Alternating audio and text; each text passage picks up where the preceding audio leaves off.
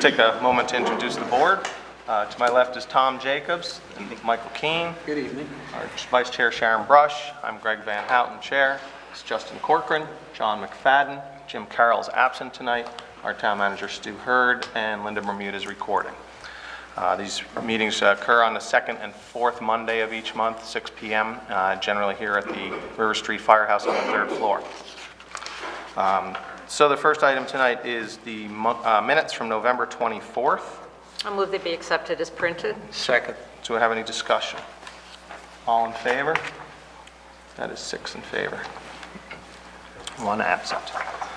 All right, warrants. Tom, do you have any questions on warrants this week? Just one, and maybe a minor one. 308460 deals with, believe it or not, Great Escape tickets for $800 some odd. Yes. What's the purpose of that entry? It's an event offering that comes through the rec center. So it's basically a wash. We sell the tickets, allow families and others to go to Great Escape. It's something they provide for us at a discounted rate every year. Is that for the upcoming season, or? This would be at the end of the season. We pay at the end once all of the tickets are sold and we know what we've actually generated. Is that you pretty should much, see this every year. is that pretty much a wash? Yes. Thanks, that's all I had. Michael? None tonight, thanks. Sharon? No, I don't have anything. I don't have any additional. Justin? I don't, Greg. John? I'm all set. All right. So that is it for warrants. Next item is citizens. If any citizens would like to approach the board and have something to say, Dr. Dennis, we'll start with you. Please come up, identify yourself, and let us know what you have on your mind. It should be plenty close to it. Hello, can you hear me? I am Richard Dundas, Dick Dundas, and I'm a doctor in town, and but I'm here to speak as a member of what we call the Bennington Oral Health Coalition. My subject is fluoridation of the Bennington water supply, the Bennington water system. Let me start off by saying that the oral health of the Bennington citizens in general is deplorable. You can ask your dentist, you can ask your doctor, your dental hygienist, ask a nurse.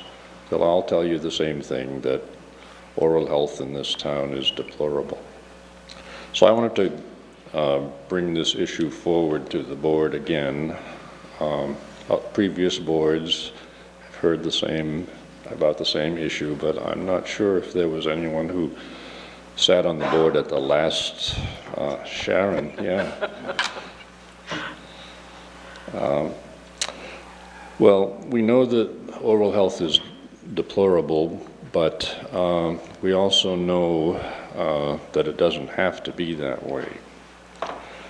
It's not necessary that most of our kids have cavities, and many of our young adults have lost some of their teeth or all of their teeth. I work at the Bennington Free Clinic, or volunteer there I should say, and oral health problems are probably one of the main problems that we see at the clinic. People with abscesses, and if they don't have symptoms, you look in somebody's mouth, and very, very often in our population you see people who have lost or are losing most of their teeth. So therefore we're bringing this forward again, and we're asking of the board a few things, and I wrote them down here. We would like your support and the support of the town officials for the fluoridation effort. We would like an opportunity for further discussion, and we would like an article placed on the ballot for March of this coming year. So let me give you a little bit of the history here. Fluoridation dates back to the 1920s or 1930s, quite a long time ago. And at that time, dental scientists figured out that if they added fluoride to water, that it had great benefit for the population and no bad side effects. Then in 1945, in Michigan, the first community water system was fluoridated with a result of reduction of reduction of cavities by 67%. And then it came to Vermont in 1952, so it's not even a new thing to Vermont. In 1952, Burlington fluoridated its water system, and it's still fluoridated. There are a lot of other communities in the state that have it now. And in 1963, we had the first first of several fluoride battles in Bennington, the fluoride battles of Bennington, I call them. Since then, there have been 4 subsequent ones. The last one was in 2002. Each one of these failed, unfortunately. So the oral health problems that existed back in 1963 when it was first visited still exist. So we keep coming back with this issue. This will be the 6th time because we think we're right. And the opposition to fluoridation is misinformed but very vocal and must have been persuasive over the years. Now, a bit of recent history. In 2012, the Vermont Office of Rural Development came to town, and you probably all remember that. And they helped the town to organize several committees made up of local people who would try to solve various problems within the community.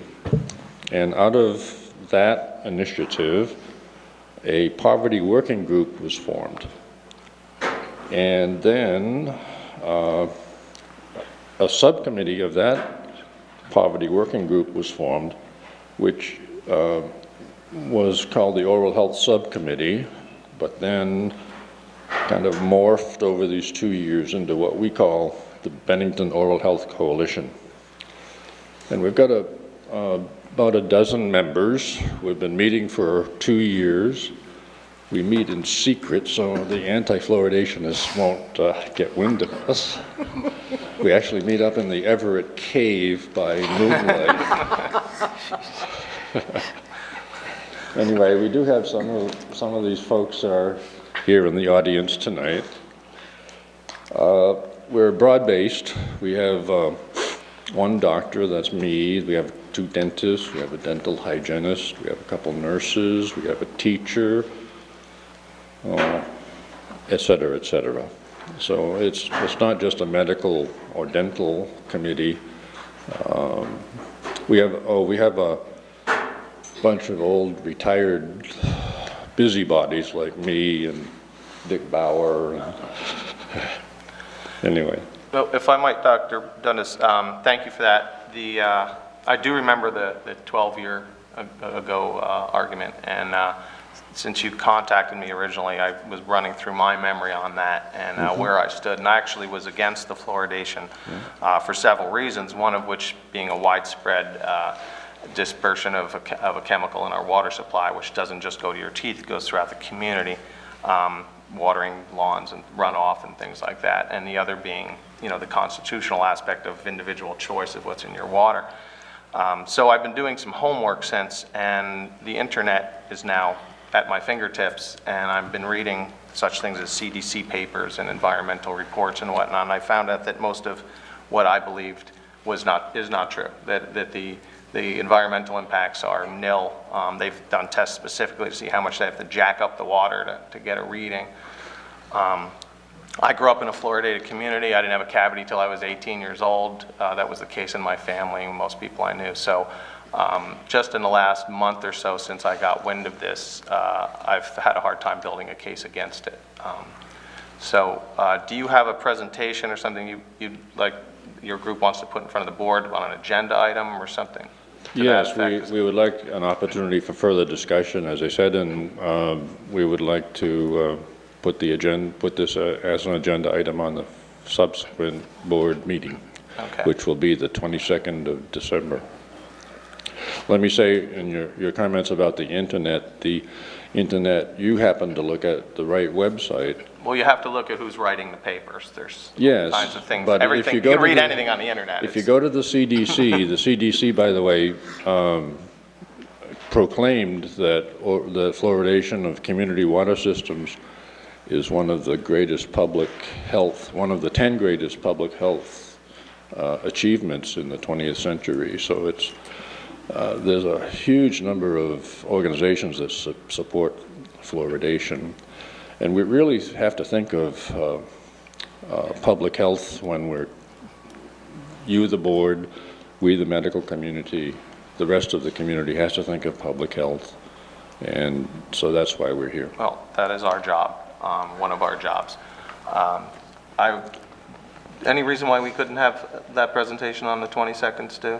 Is there anything you see? It's really up to you folks. Yeah, I mean, I don't see anything that would stop that, and I'd like to do that fairly soon. I think we Get should. that started.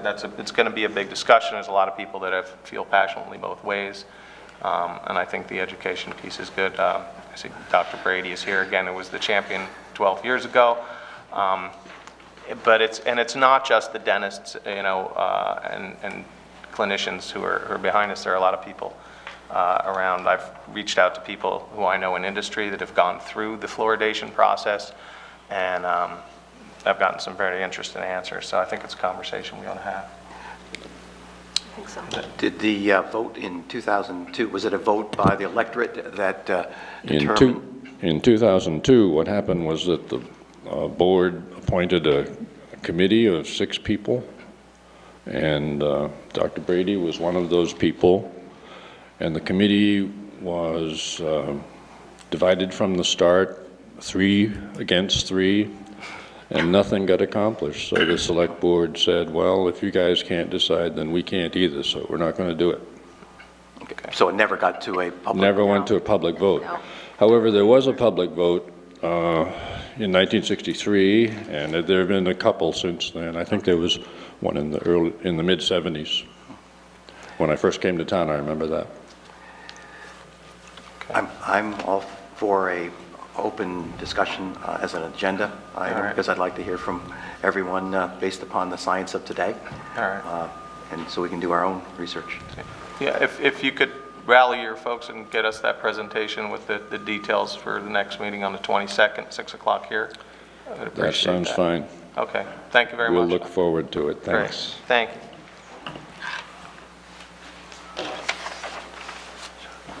Hello, my name is Chris Wright, and I'm here to discuss the 401 Barney Road solar project. Isn't that coming up for discussion tonight? It is, well, there'll be an informational hearing, informational presentation today. but Will did- we be able to make comments or ask questions during that? It's not going to be a public hearing, so if you have a question about it, this would be a good time to tell. Yeah, that'd be fine. Okay. Did everybody get a copy of the amendments, proposed amendments to this contract? Yes. Does the board know all the financials that are involved in this agreement between the town and these companies? When you say all the financials, Have there been any guarantees of an actual income or credit to the town for any of the electrical credits that will be coming back to the town, or is it just all proposed? well, the projections are based on rate increases as, There's as nothing projected. set in The stone. percentages would be guaranteed and whatnot, but the rates, the actual rates themselves could fluctuate, Okay. as energy rates do. Now, the plan that I'm looking at now and the plan that I saw on the 45-day notice that my mother got are entirely different. The extension of the 20 to 25 years, the rate schedule, the increase of the purchase price, if I guess the town decides to buy this, is substantially more. And the one that really concerns me is that the water line, or infrastructure, is coming into this. Now, is this the water line that feeds the town of Bennington from Woodford? This isn't the main artery, right? This is the one? Yes. There it is, the main artery that comes in across the river there? Okay, yeah. It so comes this is- across the river, and it's right now about 15 feet deep. And Encore Redevelopment, Sun Edison, has agreed to relocate it at their expense. And I think that's a good thing for the town of Bennington, because it'll make it more accessible for us in the future. Now, is that at their expense? Yes, The sir. Yes. total of the project, or to a certain amount? Total. The agreement that I saw, or the proposed amendments, said that they pay up to $110,000. Yeah. And they didn't, there was no, I didn't see anything that said how much that would actually cost. That's the range of the project, as I understand it. Okay. So, they want to move this water line closer to the river, correct? No. It's moving to the westerly side of the project site. The diagram that I have shows that the water line will be moving to the Is it easterly east? side of the project. Dan has corrected me, it's the easterly side of Yeah, the the easterly site. side. Thank you, So- Dan. So, the plan is to move the water line closer to the river, correct? No, close to the Correct. road. This is the same river that destroyed our water system during Hurricane Irene, correct? That's correct. Now, I'm not trying to- this just doesn't make any sense to me. This water line is further away from the river now at a deeper depth, so it's more protected where it is now than it would be if it was moved close to the river and at a more shallow depth, correct? Not necessarily. Well, I saw what Hurricane Irene did to the water system, and I think almost everybody in this room probably participated in the lack of water at one time or another. And it doesn't make any sense to me that we would allow a proposal for a project such as this to start jumping into our infrastructure and moving our main water line closer to the river that destroyed it during Hurricane Irene. Stuart, was the water line itself damaged, or was it the intake? It was the that bridge. damaged? Well, there were several areas that were damaged. The intake was damaged, a bridge was taken out in Woodford, and our water line was hung on the bridge, which is why our water line went out. The water line comes across the river there. This would take it to the south, connected to Barney Road, at a depth that would make it more accessible to us. The bank has been armored since Irene. We are assured that armoring is appropriate for Irene and for storms like Irene, which was like an 85-year storm. And maybe Dan's got additional So comments. if I may, what this does is actually gives us redundancy because the other water line will not be removed. So it's actually a benefit to us. In addition to that, it's still what's out of what's called the fluvial erosion hazard area, which is what the state believes is a high risk for erosion. So it's a good thing for us. It gives us redundancy and it gives us access to much better access to a water line, the main water line. What's the depth that's gonna be buried at, do we know? Whatever the specifications, I But mean, it's within typical, probably 5 to 6 the feet. 15 feet that water line's underground right now is atypical, correct? It is atypical, That's correct, yes. yeah. Okay, one of the other things I saw on the plan was that there's a fire hydrant there currently now. As far as I know, there's no fire hydrants in White Birch's Trailer Park.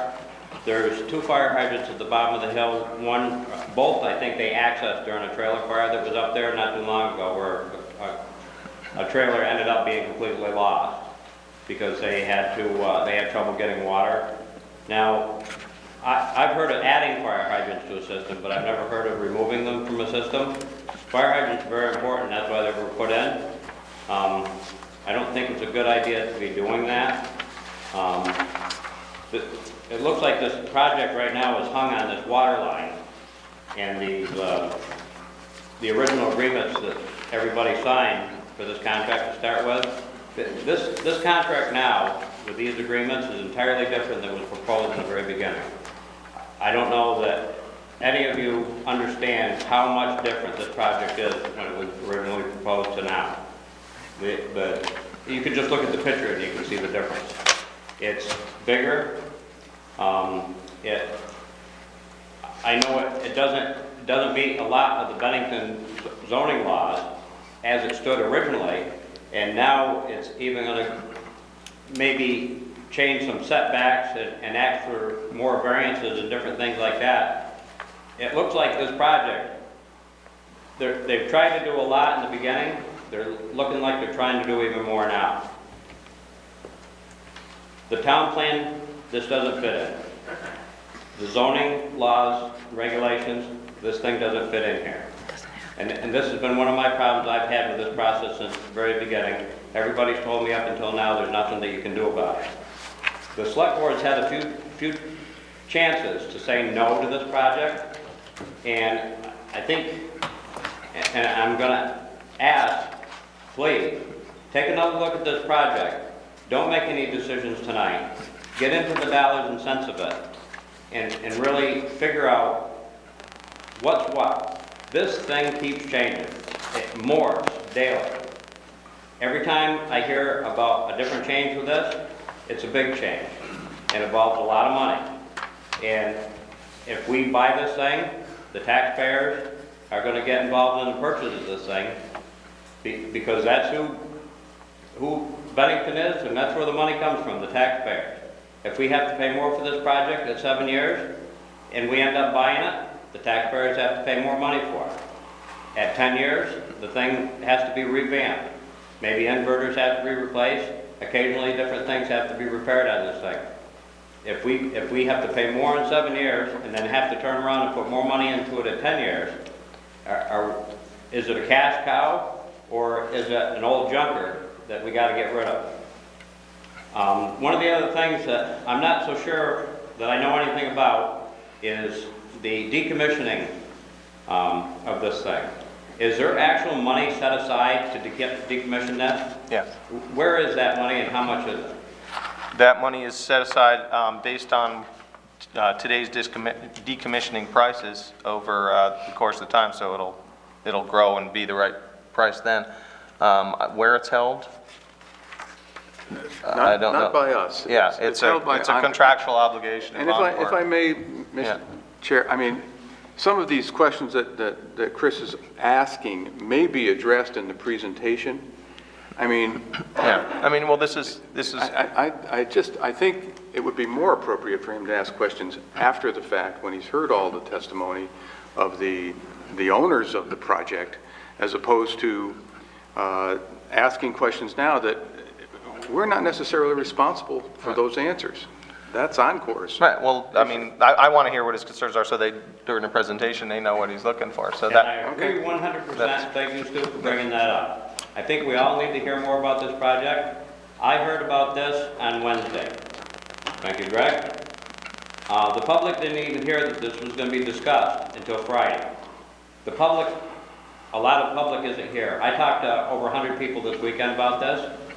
People in my neck of the woods, right next to this project, have thought up to this day, with the exception of one, who knew it was going to be a solar project, thought it was going to be a truck stop for trucks to park there in the winter when they closed Woodford. Now, I don't know who started that rumor, but that's what people think is going in there. Over 100 people were advised this weekend by me that that wasn't the story and that this was what was going in there. They didn't know anything about these water lines. They didn't know about anything. They didn't know about this meeting until I met with a lot of people. The public doesn't know what's going on in this town. For one reason or another, they're in the dark. There's thousands of people in this town in the dark. This is why I ask, don't make any decisions tonight on this thing. Ask questions like I'm doing. Listen to the presentation. Ask more questions.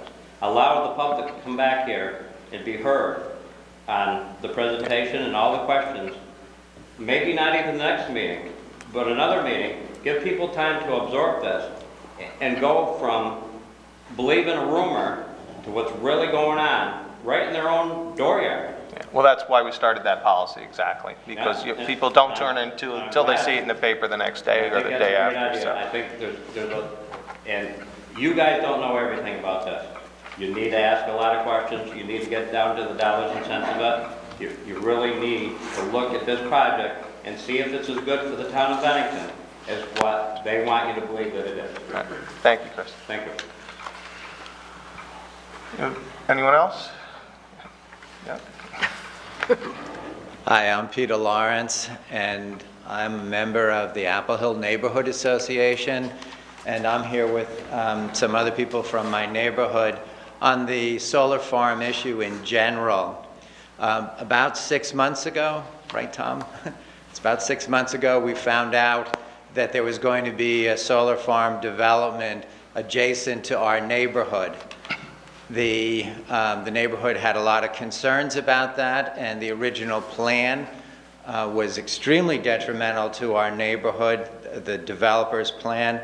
We met with the developer, and we're continuing to have discussions with the developer about changes to their plan that would address the concerns of our neighborhood.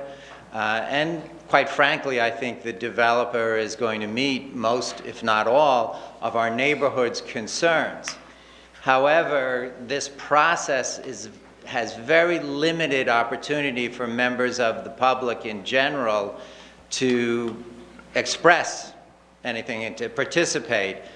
And there are some areas of concern that our neighborhood association simply has no standing to address, but which a lot of people in the neighborhood and a lot of people in the community in general have approached us about, and that think that the select board, need to look at the solar developments that are going in around the town.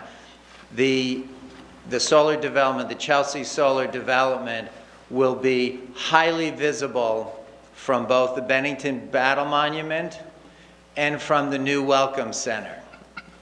It's going to take an area of about 26 acres and turn it from forest now, which is what people see now from the Welcome Center and from the monument, and it'll turn it into 26 acres of solar panels.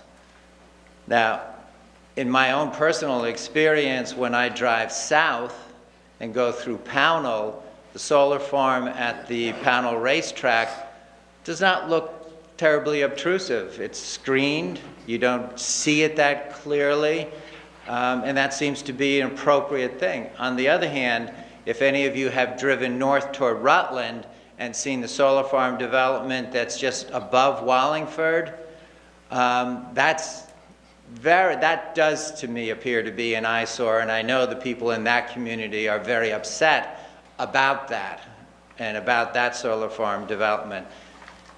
Individuals and neighborhood associations like us don't really have much input in front of the Public Service Board on issues like that, but towns do.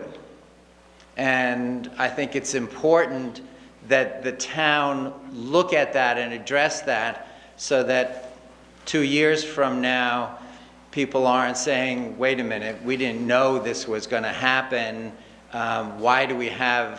Why is that what people see when they first come into Bennington from the south and from the west? Why? Because it'll be highly visible from the highway as you come up from the south, too. Again, I want to be clear.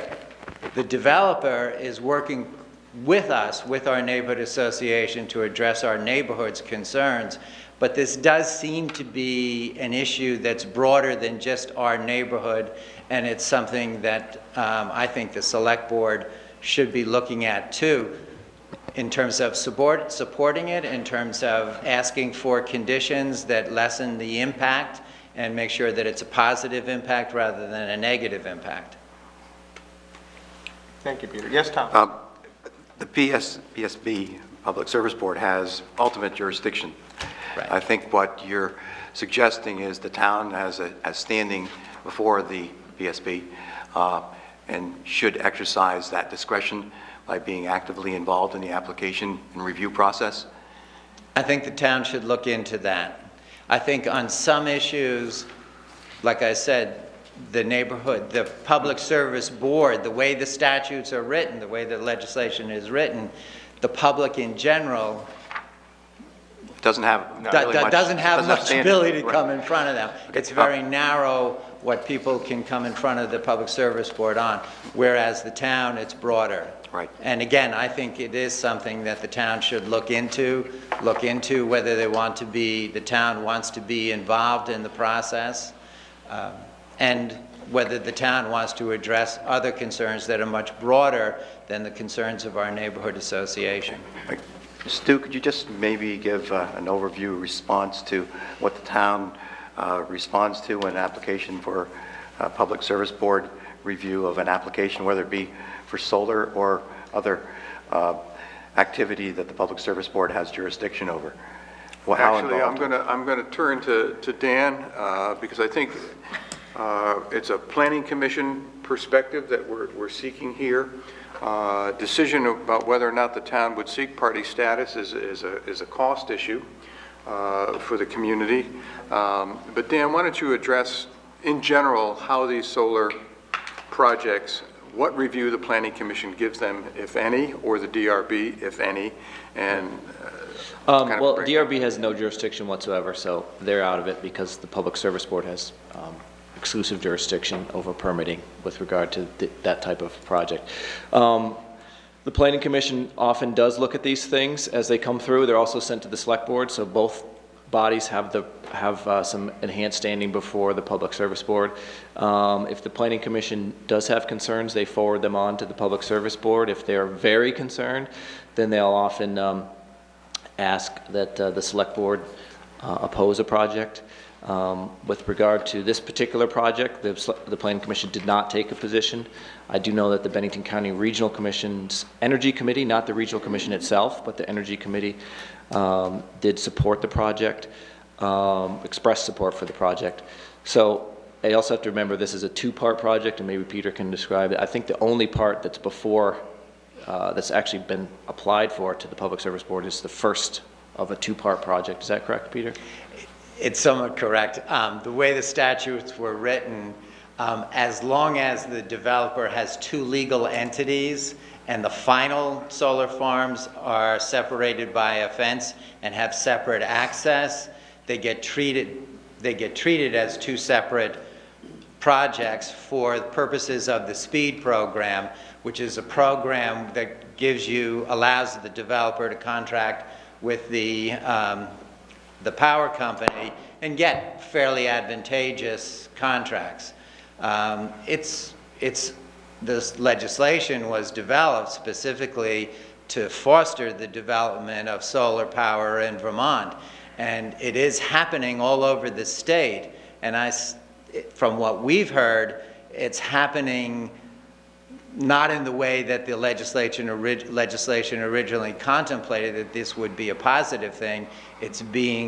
These farms are being placed in areas, prime ag soil, right in the middle of where there were spectacular views before, and now you see the solar panels instead of the mountainside.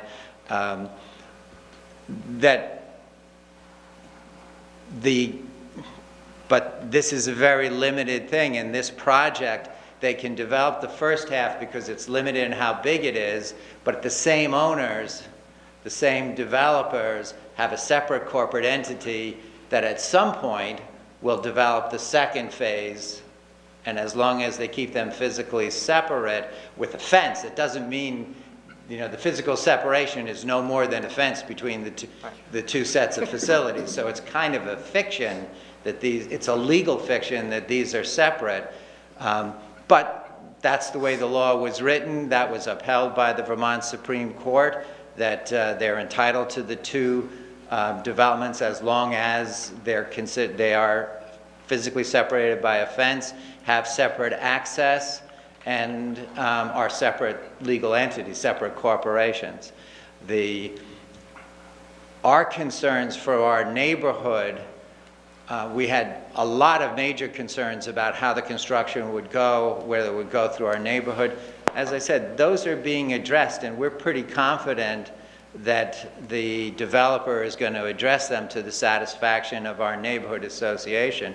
But our neighborhood association doesn't have standing, doesn't have the place to say how this is going to affect the views as people are coming into Vermont, into Bennington, how it will affect the basic opinion that people have, whether Bennington will be a destination or a place that people will want to drive through as quickly as they can to other areas where there's nicer views of the mountains.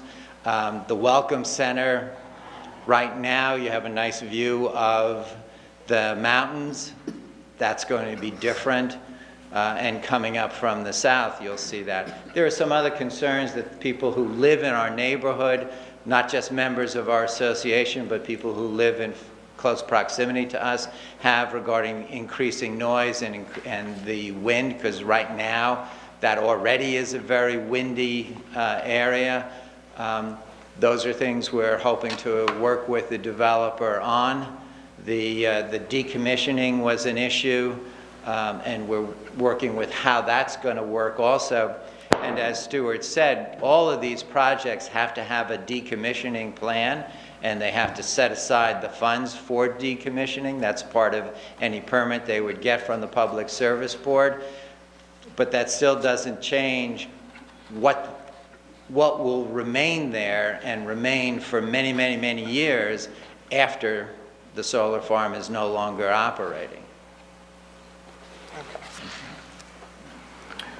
Okay, those are the comments that we had, and we're really asking the board to look into this and have some involvement in these projects that are happening all around the state. Thank you, Peter. I did actually read the folder last week, and I'm looking into what our appropriate role is without having to spend a ton of money in party status, but if we can make statements without having to, spend a fortune, no offense. And at least be present. I understand that the Public Service Board is pretty much the whole deal, but if the neighbors aren't considered party status and we are, it might be an opportunity to at least forward statements or have some kind of a presence so that they know we're paying attention. I know our staff is involved with them, but I think, it'd be remiss to say that we're just not going to worry about it because we can't make the final decision.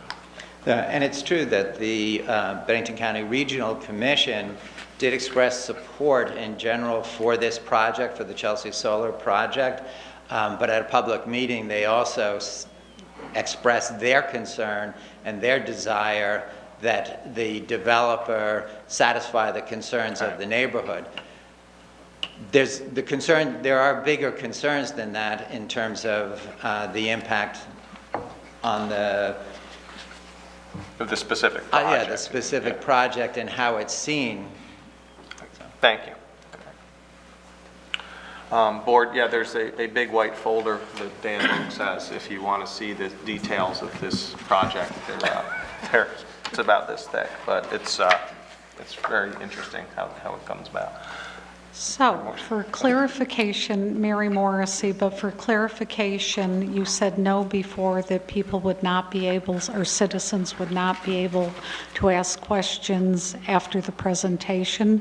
So is that now open, that citizens can ask questions after ENCOR presents? Oh, they can certainly ask questions of the board. I don't see why not. My understanding was a presentation of the plan. It's not set up as a public hearing, so I wasn't going to just open them up to that. Okay, but I thought the town manager indicated that. I'm just trying to get clarification. Stu, We're have going to you? open this up to the public after the presentation, correct? We could do that. We could have a short Q&A afterwards. We could ask the board questions and see if the answers are available from us or from Encore. Okay, great. Because I've been involved with both projects, and there are some concerns in both areas. Back in June, the Apple Hill Association had approached me. I've gone to most of their meetings. I've also, within the last several weeks, I've gotten numerous calls from the Barney Road project, so I've got some concerns and some information I would like. And I was a little maybe surprised to hear that you weren't aware that you actually have the Public Service Board, can be a party to it as town leaders? No, Right. we have party status if we Right, so but the question desire. was asked, and it was, no one really knew that. We have not made a decision on Okay, that because great. of the obvious Okay, ramifications. great. Thank you. Yes. Is that it? Okay. Well then, Thank you, everyone. Let's move to the Encore redevelopment of the presentation on the Barney Road Solar Farm contract. We'll start with Dan Monks. Hi, I'm going to introduce Derek Moretz from Encore Redevelopment. We've been working with Derek now for a while in this project, and he's done all the homework on it. And he's going to give us a quick presentation and then answer any questions the board might have about the proposed changes to the contract that was approved now about a year ago or so. So, Derek? Thanks, Dan, and good evening to the board. My name is Derek Moretz with Encore Redevelopment based in Burlington, and I know we've been here before seeking initial approval for the contracts to allow this project to move forward. You know, the project has made substantial progress since I was last here. We've fulfilled the engineering and design effort, completed some expert studies and testimony to support the Certificate of Public Good application to be filed at the Public Service Board, which would give folks the full package of what this project entails to both local and regional constituents as well as the public at large. That would be a public comment process. But I guess the reason I'm here tonight is really twofold. One is to address a regulatory change that came through the recent legislative session. The net metering program, which this project would be part of, was expanded from 4% of the utility's peak load to 15% of the peak load. But in exchange of that expansion, the total value of these net metering credits was reduced from essentially 21 cents as the starting rate down to 19 cents as the starting rate. And under the long-term contract we have with the town of Bennington, it would have resulted in an economic difference to the town. And so the contract we negotiated early on accommodated for these regulatory changes so that we come back to the table in good faith and so the town has no net economic impact. So that's really what we're here to do, is to offer to lower the contract rate on a dollar-for-dollar basis from the reduction in the net metering rate. So essentially it's 2 cents per kilowatt hour. That regulatory adjustment lasts for the first 10 years. I could go on in detail there, but essentially we're looking to reduce the contract rate to the town in lockstep of that reduction. So instead of 20-year per kilowatt hour for years 1 through 10, it would be 18 cents per kilowatt hour for years 1 through 10. The remainder of the contract would be the 17.5 cents, so it reduces after 10 years.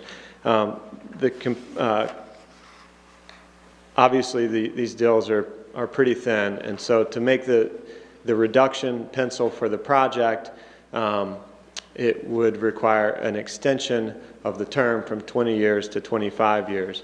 That allows the project to reap additional revenue of the 5 years, but it also allows the town to gain 5 years additional in lease and electrical cost savings. Let's see. I should mention there that, you know, the equipment is, the solar panels are warranted for 25 years.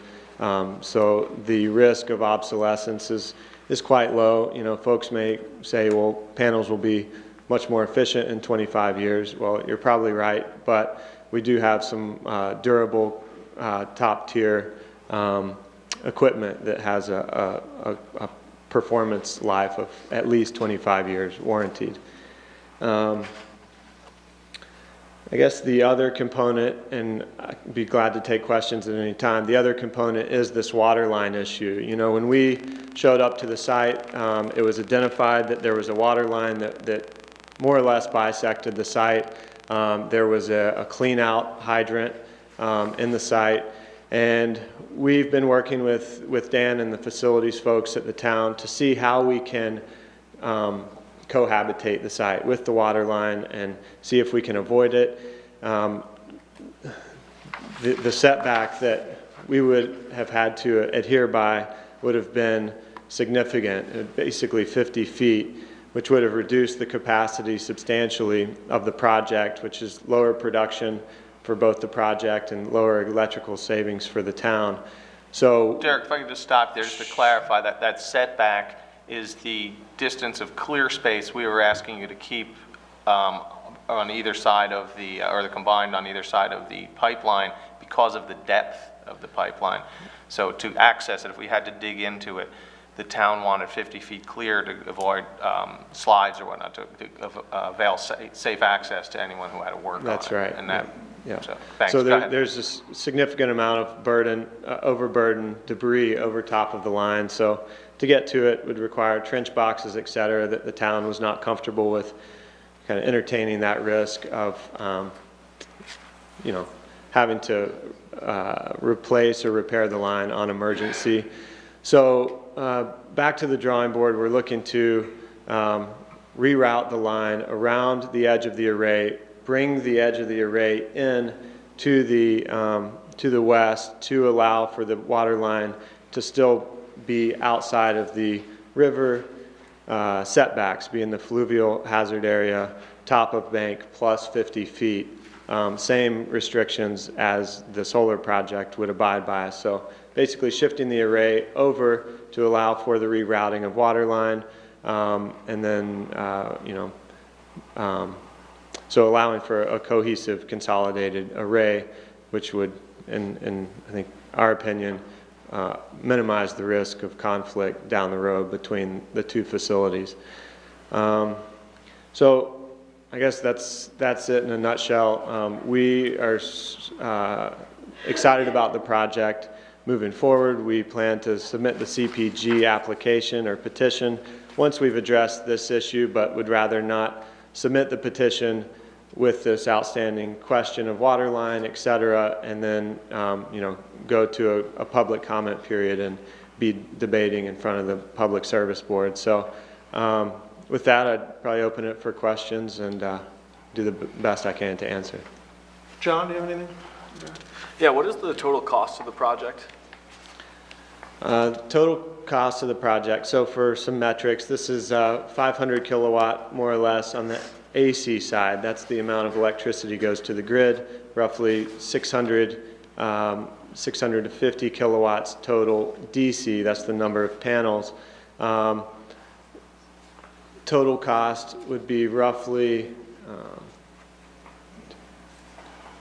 it's $1.4, $1.5 million ballpark. And that accounts for absolutely everything that you're going to have to put into this to make this happen?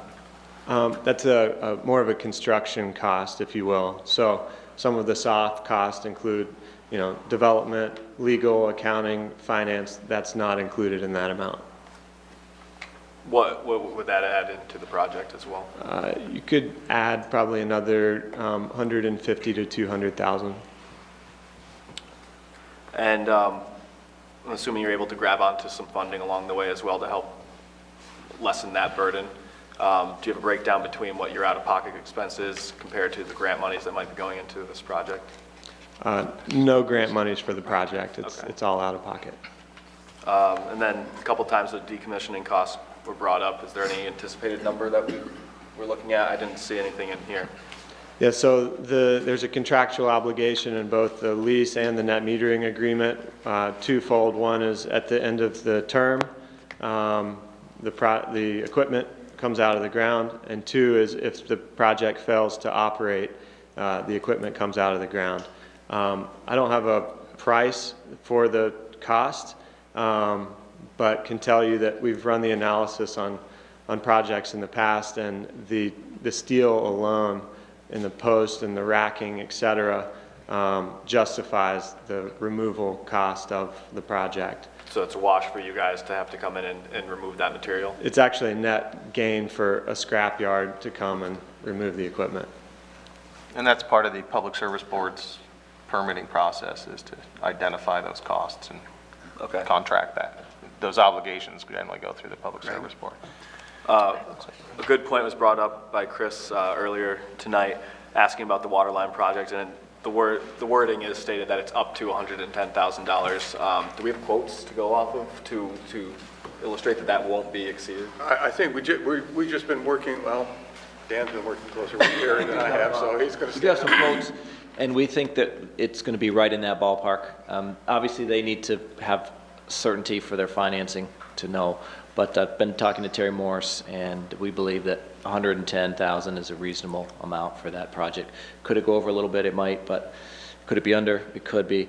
We're hoping that we could even tag on to the tower, the water tower project, and then in that case it would be significantly less because they already have their equipment here, but we can't guarantee that that's going to happen. I'm a bit concerned. I'd like to stay with this discussion because this up to bothers me. I don't see any local engineers' reports. I hear the recommendation statements from the proprietor, but I don't have a lot of comfort in giving basically a carte blanche to coming up with a number and then having us have no evidence of whether or not that number is really the number. Yeah, I think we either reword it so it's not, the limit, or have It the is. project clearly identified and that's the project. But I guess we can get into that a little more. Can we substantiate those quotes, Dan? We can. We do have our engineers worked on it, and we have some quotes for that amount. And Terry Morris has reviewed them and feels relatively comfortable with the numbers. So Are they allowed for a cost overflow on that? Is there a contingency into that? I don't know if the 110,000 includes a contingency. Again, we can certainly look at those numbers closely, and that's certainly something that if you guys want to look at more in depth. It makes sense to substantiate it anyway. I think that's what I'm getting from everybody. Okay. Last question I had was just about the production that you're anticipating. I think I read this correctly. It's 800,000 kilowatt hours per year. Okay. That's correct. Justin, do you have anything? Yeah, I guess I see here that it looks like by the time the lease payments over the 25-year period and the electrical savings, $250,000 in lease payments, $750,000 in electrical savings back to the town for a total of approximately $1 million over the 25-year period. What could be potential hazards that would make those numbers go lower, or anything that could actually potentially let us see more in savings? What are the factors that are going to be determinant as to those numbers to be onto your projections? Sure. So this was a point of discussion when we initially approved the contracts, and the risk to the town in this arrangement is quite low. And in that initial discussion, it was a balance of maximizing the upside versus minimizing the downside. And this structure allows for a fixed lease payment of $10,000 per year, along with the upside in electrical savings. So the lease payment is guaranteed, it's fixed. The electrical savings is based in part on the underlying retail rate of electricity. So the number you quoted there is based on an annual escalator of 2.5% per year in electric rates. That's below the historical and future forecast. There is also a table in the memorandum that includes a breakdown of different escalator factors. Even at 2%, it's $550,000 over the term, in addition to the $250,000 in lease payments. So I'd like to just add that the volatility of retail rates does have an impact on the total value to the town. However, as rates increase, the more rates increase, the more value to the town. The less rates increase, the less value to the town under this isolated project. However, if rates go down or are stagnant, that's a net gain for the town at large. So many of our public sector customers see net metering under this arrangement as a natural hedge against, electric rate volatility. Sure. Stu, did I understand you to say that we're not removing the line that's currently there? They're just going to tap into it and go around? So we're not going to actually dig up that line that's there? No, we're not, and Dan is correct. We are not removing the existing water line. We're just gaining access to an extension of that water line, which will allow us, as Dan has put it, a certain redundancy, in that if there is a problem in that line, we have access to a line that we can service. Okay. That So was my... we're going to leave it part of this connected to the system? Yes. It will be isolated. Right, But but if it needs to be, you could open it up. we could do that, yeah. Okay. Michael? That was... Yeah, could you talk a little bit about projects of similar magnitude that you've already got under your belt? Sure, they range the spectrum. We've been at this since 2009. We did the first really net metering projects in Vermont of the larger scale. We did the first 150 kilowatt project. That was in South Burlington. That was essentially the max under the program at that time. We did the first 500 kilowatt project, same size as this, in Middlebury, Vermont. That was last year. We've commissioned a number of community scale net meter projects for towns, be it in the town of Virgins, the town of Randolph. We just did 2 in the town of Essex, Vermont, and I could go on and on. We did a larger project that was commissioned just a few months ago, also in Essex. That was actually the largest solar project in the state as we speak. That was 3.6 megawatts on the DC side, 2.2 megawatts on the AC side, similar to the larger project proposed here in Bennington. So most of our customers are municipalities, schools, hospitals, et cetera, that have some of the same concerns. Thank you. Another question, I think when this was originally proposed, you proposed it with Infinity, which apparently has subsequently been acquired by SunEdison. That's correct. What changes do you foresee in that, and which one of you owns the project from your end? Yeah, so again, I'm with Encore Redevelopment. Yeah, We are I know. a co-developer, if you will, with SunEdison. Infinity was acquired not through bankruptcy or anything else. They were a target for acquisition by SunEdison. SunEdison is one of the larger solar finance groups in the U.S. and overseas. They have extensive background with development, financing, and operation of these facilities. So I would encourage you. Where does SunEdison have most of his experience? Is it abroad, or is it in the U.S. or North It's America? between generally California and the Northeast. They've done a lot of work recently in Massachusetts. It's probably their largest market. Thanks. That's it. Tom, anything else? Just who will be contracting for the rerouting of the line? And who will have the oversight and responsibility for that? The town of Bennington will do the contracting. That's the proposal. So would that be contracted out to a company that's familiar with this type of work? We don't do that in-house. No, we could do some of it in-house, and we may to keep costs down, but the majority will be done by a company that's familiar with water lines. Hopefully the same company that's doing the SVC water tower project, because I could save significant money, but again, we can't count on that. Will that be put out to bid?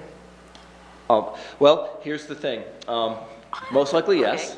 But if we can do it as a change order to the SVC water line project, we can get it for significantly lower than a bid project, because those folks are already on the ground, ready to go. And if we bid it out, we might miss a window for them to be able to do it. So if we can get a change order for significantly less than expected costs, then we may do a change order with that. Obviously, with your permission, we may do a change order with that particular contractor that's chosen for the SVC water line. Dan, do you have an idea what the time frame on doing this, on the relocation project would be from start to finish?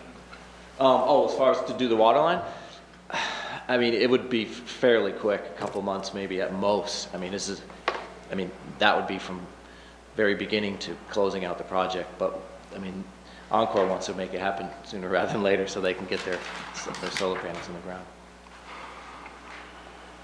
Yeah, I've been told construction effort of the relocation would be less than 2 weeks, but obviously it has to get permitted, designed, et cetera. Construction of the solar array is quite short as well. Most of the time is spent, doing the design and permitting. The construction of the project would be between 4 to 6 weeks in earnest, with some restoration activities taking a couple weeks thereafter. So in total, less than 2 months. Board, anything else? Okay. Anybody have questions for the board? Mary, you want to? Thank you for the opportunity. The developer used the word forecast several times, and I would hope that your forecasts are a little bit more on target than a lot of the state forecasts have been in the last couple of years. So I am going to ask the question that several questions I originally was going to ask. And in order to determine if this amended financial proposal is a good deal for the town and in the interests of transparency, will the developers please provide a full financial information so that the public can either view it at the town office, and by the way, the town is the public who owns this property, has the full information in which to base their decision going forward on this project. So is that something you can provide as a developer? Because I heard we think it's going to be this, it might be that, it's projected to be this. People would like real information. So is that possible? You're talking about the rates? The rate No, I'm proposals? talking about the full amended financial proposal. Not a bit here, a bit there, the full financial piece. So the original contract with the amendments Right, total with the and put together. amendments and going forward with what they're asking presently. Well, we would have that as public record, right? I think it's provided in the presentation. Yeah, Well, essentially. we don't have the Right, presentation, so we can make, certainly, that becomes public information, so we Okay, can make that great. available. And that has all the numbers from A to Z. Yeah, anything that the town would be entering into as an Okay. agreement would be And part of is that. there a copy of the lease, and in particular, is there a copy of the decommissioning plan within that? There is. Okay, and you do have a letter that would be included for your credit and funding base?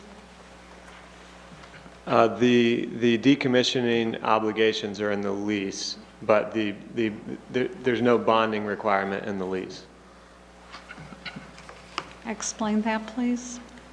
Maybe you could ask the question Okay, again? I asked, does this include the letter of credit in regards to the copy of the lease that will go forward with a decommissioning plan in place? So an actual plan for decommissioning. The decommissioning plan in the lease, as I mentioned, is twofold. It's a legal obligation to remove the equipment after its useful life. There is no letter of credit or bonding requirement in the lease. But is there a copy of the lease as well as the decommissioning plan? Yes. And that would also be available at the town? It should be. That was approved, a couple of years ago. And will that change in any way under this new proposal? No, ma'am, it will not. Okay. And is it the town's intention to have the parcel used still as an access to the river for the town residents as it originally was planned? And what is the plan for making sure that the Bennington Park and Open Space Plan is being complied with? Dan, the river access, it's there, it's actually not great right now. Are we doing anything with that? No, the access to the river won't be changed at all. I mean, it's going to be away from the river, so there won't be fencing around that. It'll only be around the array. And Route 9, the old Route 9 does go down to the river. Right, there's that ramp that comes off of there down. There's no effect to that. So there is actually a map that can be seen also at the town office? Yeah, and how that's that will visible on the look? site map, actually, that I was looking at, so you can see that. And let me see, I think, one last question. It has been said in prior meetings that there were burns that the fire department did on the property. Is there in place soil testing information that the developer has put forth? Has that been done? I don't Soil believe so. testing for what? Looking for Soil that. testing there were cars that supposedly were burned there and other pieces for training for our firemen. Oh, okay. And so there usually, in a case like that, there would be soil testing done. So it's not going into the river, as well as it has no other significant problems with your plan. Yeah, we typically do geotechnical borings or testing when we're driving the post or excavating deep into the earth, but given there's, several feet of rubble on top of the previous grade, we're having to use ballasted foundations, which mean they're on top of the grade. So in this case, we won't be doing geotechnical borings. So you're just be pretty simple here. You've done no soil testing. Didn't we get some information that somebody from A&R visited the site? Yeah. I think, Mary, what you need to understand on this site is there's several feet of rubble on site on top of any soil I that would do. have I know the contamination, so property. they won't be at all impacting that soil if there was indeed some contamination. The Agency of Natural Resources has been down to look at it. They don't have any concerns with the property. They're not requiring any testing. They don't see any issues whatsoever with it. So they've looked into it, and Okay, believe me, great. they've looked very closely, and we Great. have experience with A&R where they give us a tough time. So if they had any concerns, they'd let us know. Okay, thank you. So what office will those documents be available in? We can get them town office. How can They're people already- access those? I think all of the documents and the The plans are at the town financial offices already. proposal, the lease? Yeah, the summary of All this stuff. of the lease and the financial agreements and details. What's the best way? Yeah. As well as the lease option Yes, and it's lease? the Yep. amended financial proposal. Yep. The decommissioning plan, also with the, let me see, also with the Site map. lease and the site map. Yes, the only thing that I'm not certain we have, Derek, is the specific decommissioning plan. The lease does require them to decommission it at their cost, but I don't know if we have a specific I would plan. like to see, and I would think this board would like to see a decommissioning plan. Yeah, the Public Service Board will require that, but certainly if you've got that, we can make that available too. But I think before a decision is made by this board, you would want to see that. That's very important. Thank you, Mary. Thank you. I'm going to hit on a couple of things that Mary brought up. One of the issues that's been brought to my attention, because I live in the area and other people have talked about it, is the access to the river has been blocked off and on since this project first started. The access where people used to be able to drive to the river and park and go fishing and swimming has been blocked off and on and is currently blocked. There's no access to this area at this time. That's not a result of this project. I don't know why that would be blocked, but it's not anything that Encore has done. Is that road owned by the town of Bennington or the state of Vermont? I believe it's owned by the town of Bennington now. It was given up by the state of Vermont, so it came to the town. Okay, there's big boulders in there and nobody's been able to access that site. They weren't able to access it all summer long. Yeah, we placed, the town highway department placed the boulders there because we didn't want people moving down through there in motor vehicles. It's really meant to be a pedestrian access. Okay, it's always had access, and this is one of the concerns that's been brought up. This property was given to the town of Bennington many, many years ago to be used as a park. And over the years, there's been different suggestions from different people about how that could be used as a park. And it is on the plan as a park and water resources. The general public haven't been able to use that property like they used to be able to use it since this project has been started. Off and on, that road's been open and closed, and people haven't been able to access that. So that's one of the problems that people have had with this, and just not understanding the whole thing as to why and what's going on down there, and why they haven't been able to enjoy their freedoms like they used to be able to, which are protected by the town plan. That's one of the concerns. The other concern that I have, the only number that I can see in this whole plan that's guaranteed is the lease payment, which isn't $10,000 a year. It's being paid, as I understand it, by the month. I've never heard any kind of a thing like this where a big business would come in and lease by the month. Generally, payments are made in larger amounts and in increments of more than a month. It's an unusual setup. The developer could pay the first month and never pay again. There's no real protections written into that. Well, that would obviously violate the lease agreement, and everything would be placed on hold. I mean, there would be court action or whatever is necessary on the part of the town to secure those funds. So Other than there's going to be a solar farm there that may or may not be operated at the time. So there's no, it's like you're buying a ticket to a carnival ride where there's no guarantees on anything. Well, Chris, that's why there's contracts and negotiations and things. I mean, if people agree to a contract, those are guarantees. Okay. Now, if you don't take contractual obligations as guarantees, we have no guarantees, period. Okay. You know, I guarantee I'm going to be here on Monday night. You know, that doesn't mean something's not going to happen. But, you know, if you sign something, you say you're going to pay it, there are ways to enforce it if you don't. Okay. And to point out that is a guaranteed number, and we all agree on that, but it seems to be the only guaranteed number in this whole thing. Nobody can tell anybody, even the meteorologist can't tell anybody how many days next year the sun's going to be out. They can't guarantee what this will produce. They can only guarantee that they'll pay their lease by the month. So a lot of questions were asked by the board tonight, and some were answered, and most weren't. There's a lot of these variable words used, and Mr. Moore would like to say, you know, you know, you know. He said it quite a few times tonight. We don't know, and that's why we're all here asking questions, and that's why we all continue to have these questions about this project, because we don't know, because we haven't been told. You guys had a lot of questions tonight. You've had a number of opportunities over the period of the discussions about this project to ask questions. You've probably asked more questions tonight than you've ever asked about this project.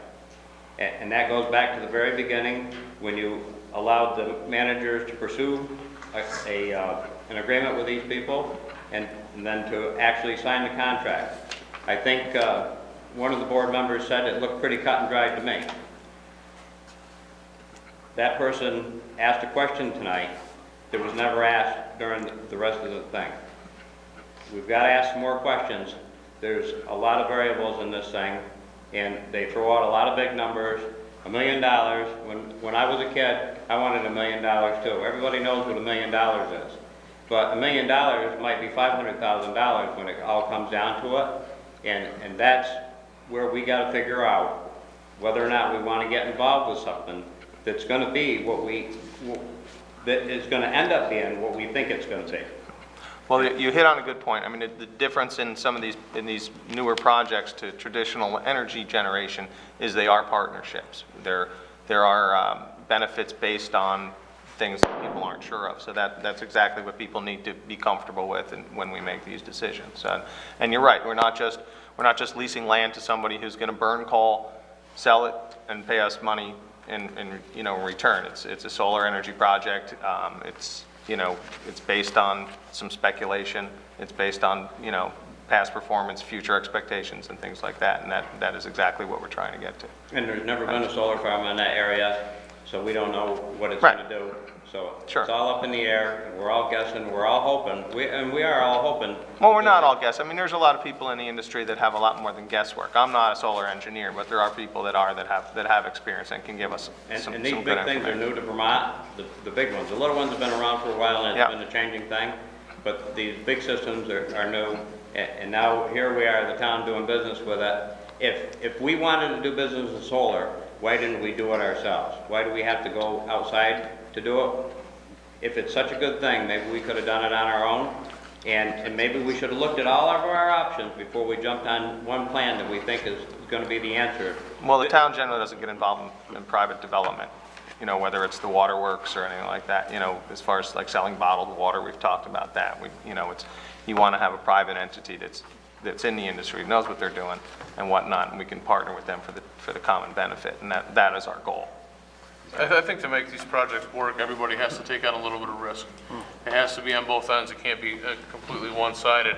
And I just see the risk to benefit outcome to be pretty small on both sides thus far. Well, there's no reward if there's not risk. Right, I haven't seen anything to point it out differently.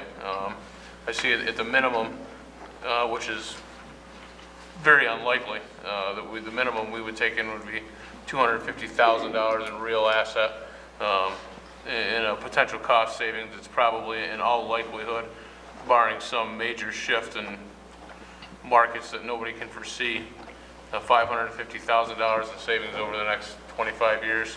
I don't have a crystal ball to tell me what it's going to really look like in 10 or 15 years, but I think these projections are probably as fair and adequate as they could possibly be. So, I mean, at this point, I just don't see any reason why we wouldn't continue moving forward with this project that I think is a benefit to all of the community.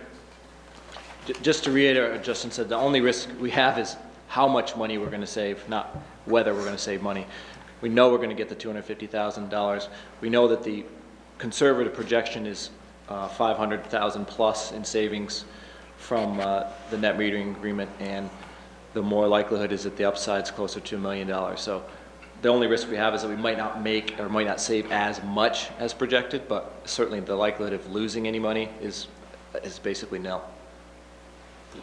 Yeah, frankly, if the rates go down, everyone in the community is going to benefit, and I'll be just as happy if the rates go down. I'll be happy. And we're still buying energy, so if the rates go down. Yeah, so. the rates go If I down. could make one point, you know, the payments for production are only based on what's actually produced. If the sun doesn't shine, there's no transaction, right? It's only based on the actual production from the array allocated to the town's bills. Thank you. Okay. The size of the project has changed considerably. Could you tell me how much bigger this project is now than what it was originally proposed in the 45-day notice? It's still 500 kilowatts on the AC side, which is what the Public Service Board uses to define capacity. Has the number changed on the DC side? The DC,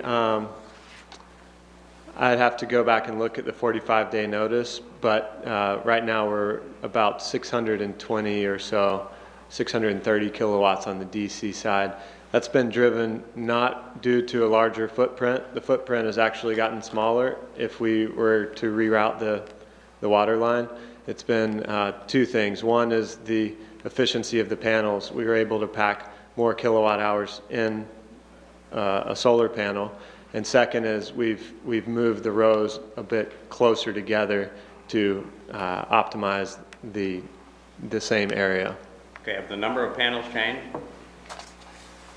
I don't recall. I'd have to look.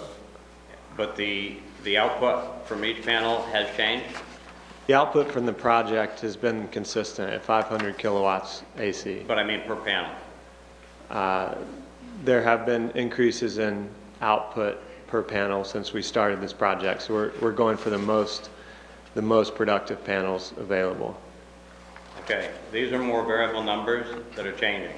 Well, can you clarify that? What you're saying is when we originally proposed the project, the capacity of said panel was at a certain number. Now, is it technological advances that have allowed for a higher capacity? Slightly, yeah. So we started this project. There were 305 watt per panel, and this project is planning to deploy 320 watt per panel. You know, there's still 305 watt per panels on the streets, but Or more efficient? more efficient, more wattage per panel. But no more kilowatt hours than 500, so that's going to be a constant? Kilowatt, that's an instantaneous number of how much is provided to the grid. The kilowatt hour is over time. So the 800,000 kilowatt hours per year, that's how many kilowatts are generated over the full year.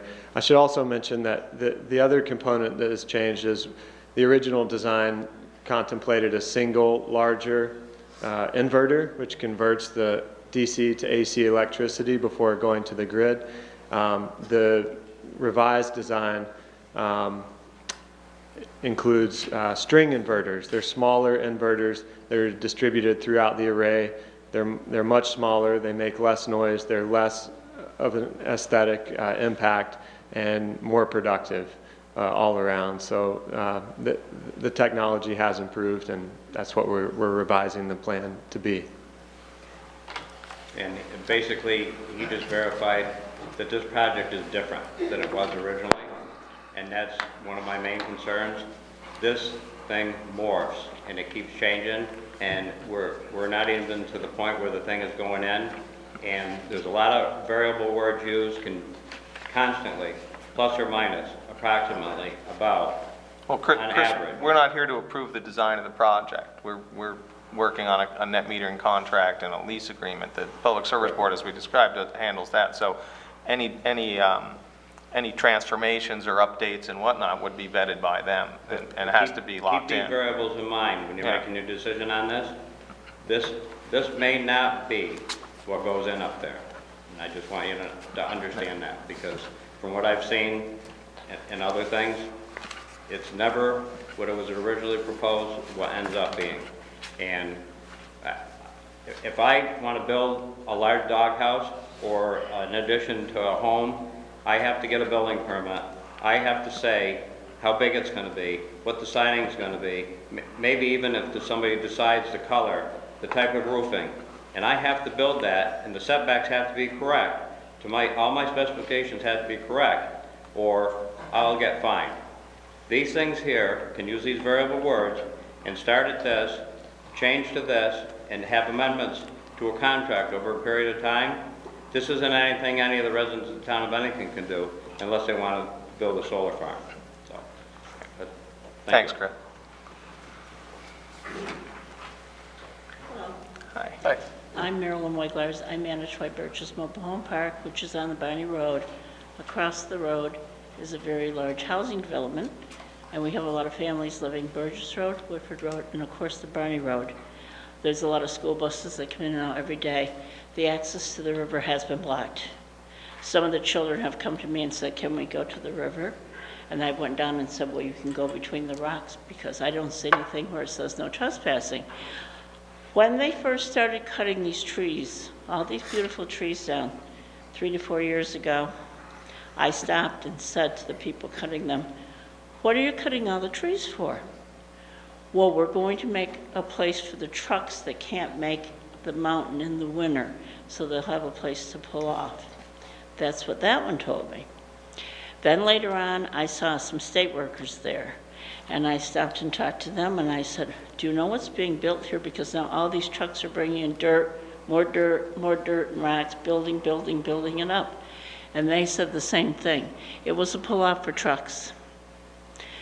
And then I saw the town workers there, and I went up to the town workers and said, you're putting boulders here. The families want to use our river. This is the town of Bennington where I grew up. I always walked up there. It was called the drop-off. We have a lot of people that walk there. That's unbelievable, because they all go to the river.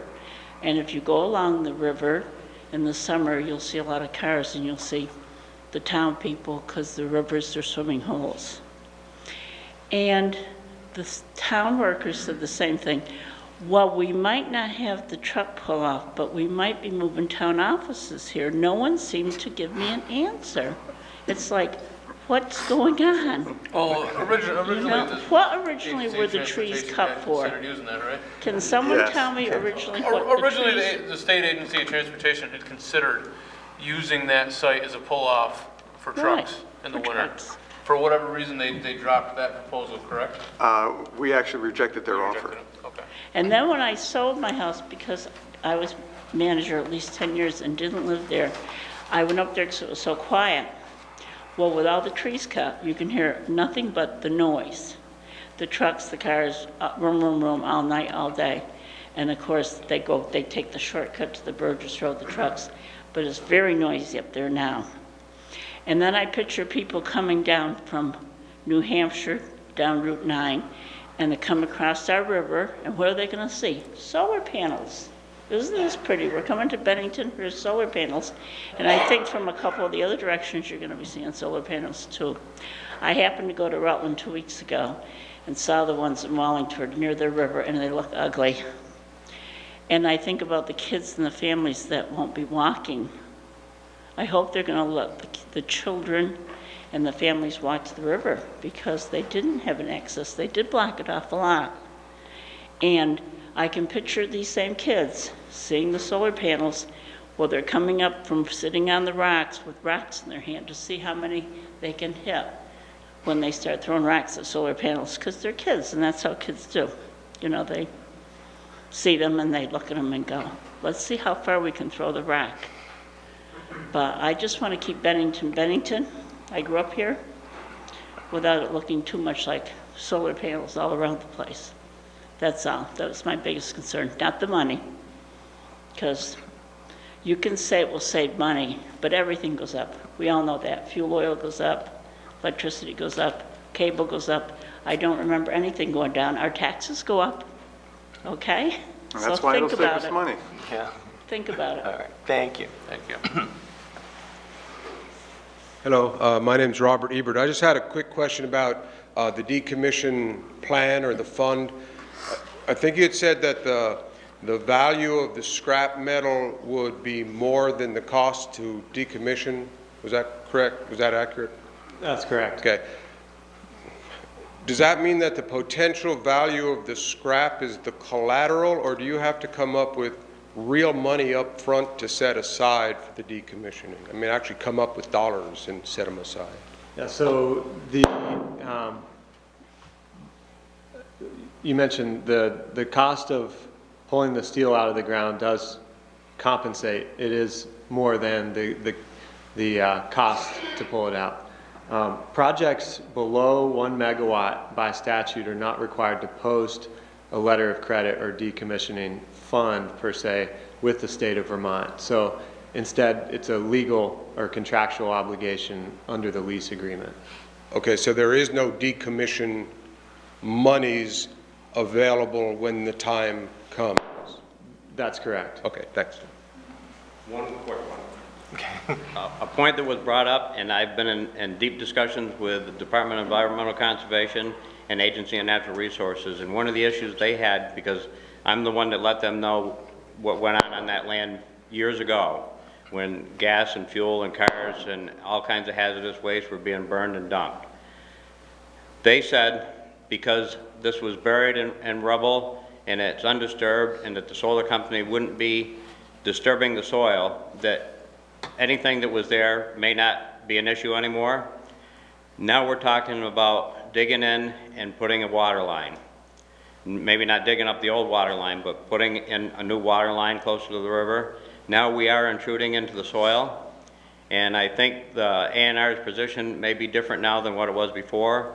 One of the concerns was that they wouldn't be penetrating the ground, and the solar was not going to penetrate the ground because it was going to be on top on the ballasted weight. And now with the fact that we're moving that water line, we are penetrating the ground, and that could become an issue with moving any of the heavy metals or anything that was left there from the oil and gas and any of the hazardous chemicals that were dumped or burned on that property. Now we're talking about being right next to the river and digging into the ground. We could end up stirring up a hornet's nest in there, and something may end up getting into the river. I'm no expert on this, but I'll be talking to A&R about it, and I think their position will be different now than what it was before on that. Yeah, they may want to take a sample on that. Actually, when the fire department used the property for their practice burns back in the late 60s, early 70s, they were located approximately across from Chris's mom's house, very much to the western side of the site. The eastern side of that site was always heavily wooded, totally untouched by the fire department or any of their burns or any of their practices. when the trees were removed, they were removed because we needed the site to pile debris from Irene. A number of things have happened to the site and changed it. And changed it, I think, I agree, it's not as aesthetically pleasing as it was. That site used to sit below Route 9 by about 15 or 20 feet. Gives you an idea of how much fill has been placed on that site from the river. But the fire department operated at the westerly end of that site. They did not operate on the easterly end of that site. Okay. That information is actually incorrect, and I can prove that. Okay. Stuart, how far I've done down enough would for the that. new water line be being placed? More than likely, at least 5 feet. Below the frost line. But that's still, even if you went down 5 feet, that's still under the sediment that was moved into Irene. It's You're not- more than likely still in, especially in that location, you're still in the You're debris. not getting into that original. Very likely. Right. And we're not pulling out the old one.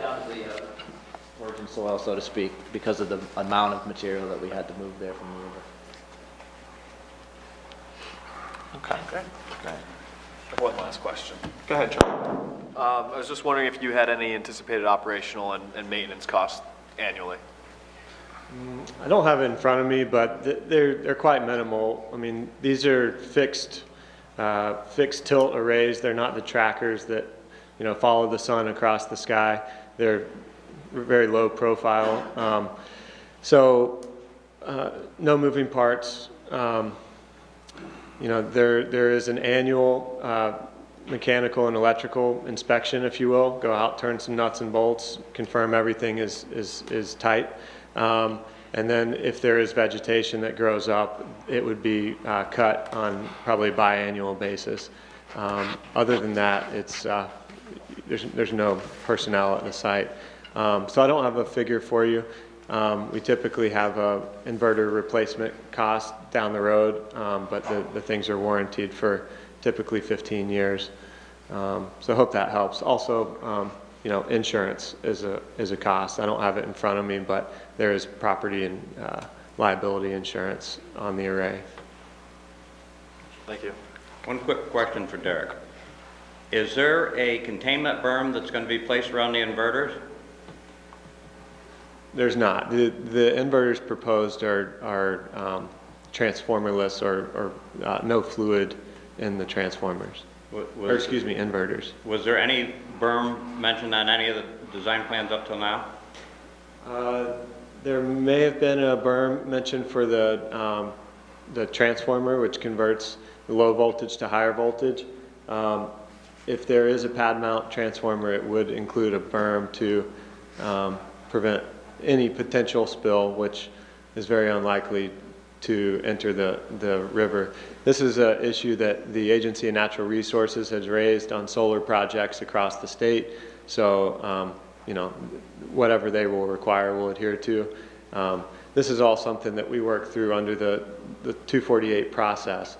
We submit it, the A&R, the Department of Public Service, the town, neighbors, public can all submit comments to the Public Service Board, and they're taken into consideration. Thank you. Hi. I just have one quick... Just identify yourself for everyone, please. Diana Leeser, sorry. So you had mentioned that this had been a process of about a couple of years, is that correct? Or in the negotiations and all that kind of stuff?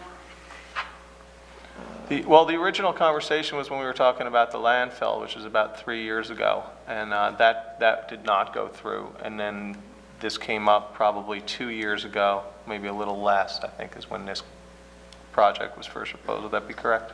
That's about right. Okay. And it's on town land, right? Correct. Why weren't townspeople made aware of this? I mean, why? It seems like there's such a short window of time that anyone has to say anything. Well, I don't understand that process. We've discussed it in public meeting. There have been articles in the paper. I think it's a matter of where people are getting their information. We struggle with this a lot. I mean, short of mailing everyone a letter, a lot of these things are tough to get information out to people. Every organization in town struggles with that. Most people hear about things like this from their neighbor or something that gets wind of it from somebody who gets the paper. I have neighbors that don't get the paper and don't listen to BTN, and they don't know what's going on in town, and it's tough to get the word to those people, but we have been discussing it, and it has been. This has been in public forum. It has been public and forum the before, paper yeah. and all that kind of stuff. Sure. And then, the Public Service Board holds hearings and things, and those are very tough to find out about, too. I mean, I sympathize with people that miss those because, they don't come knocking unless you're an abutting neighbor, you'll find out They usually generally. put them in the paper, but. Yeah, but, if you read the little meeting But if section you all don't the read- time, but, yeah, yeah, to read it's, the public notices. it is a challenge sometimes to find some of these meetings that are held, enlisting, unless you already know, if you don't already know what's going on. Yeah, if you don't already know, then Right. you don't already know. Right. That's for sure. All righty. Thanks, everybody. Appreciate it, Derek. Board, anybody else? All good? All right. Thank you very much. Dan, what do you need? Do you need a consensus or vote for the board to continue on this? We would do that at our next meeting. It's really up to you folks how you want to proceed. If you feel comfortable with what you heard tonight and you'd like us to go ahead and negotiate an agreement for it to come back to you guys to take a look at for final Well, approval. our normal policy is to wait until the next meeting. Well, so I that think people we've been, can I mean, I talk. just feel like this has been an ongoing process now for a couple of years, and it's not like we're really changing any information. I mean, I'd like to see this, I don't think we're gonna get any new information between now and then specifically. I'd like to use what I heard tonight before making a decision, Do some and so my reading. decision tonight would be no, but I'd like to continue this conversation next meeting. It's not that my answer is no, it's just that there's Right. things You I have to just- look into. I agree with that. I mean, that's fine. That's not a bad way to go if you want. And I'd like to hear how you're going to address the issue about the water line replacement, because I don't feel that I've got an adequate, complete understanding. I understand that the folks that are proposing this want to pay toward the relocation, but they want to put a cap on it. And frankly, if they're going to be moving this, I expect them to pick up all of the costs, whatever they are. So that would mean that somebody better sharpen their pencils and find out what that cost is. Okay. So that, certainly if that's a change in the agreement, we could certainly discuss that with them. I'm hearing that you want to wait till next time, but certainly Yeah, that's I something think you if can... you could get us some verification on that cost, it may well be that there's Well, no I need to change think, I think what it. Tom's addressing Yeah. is a point that we really can't verify, because we can come up with a cost, but things can always change.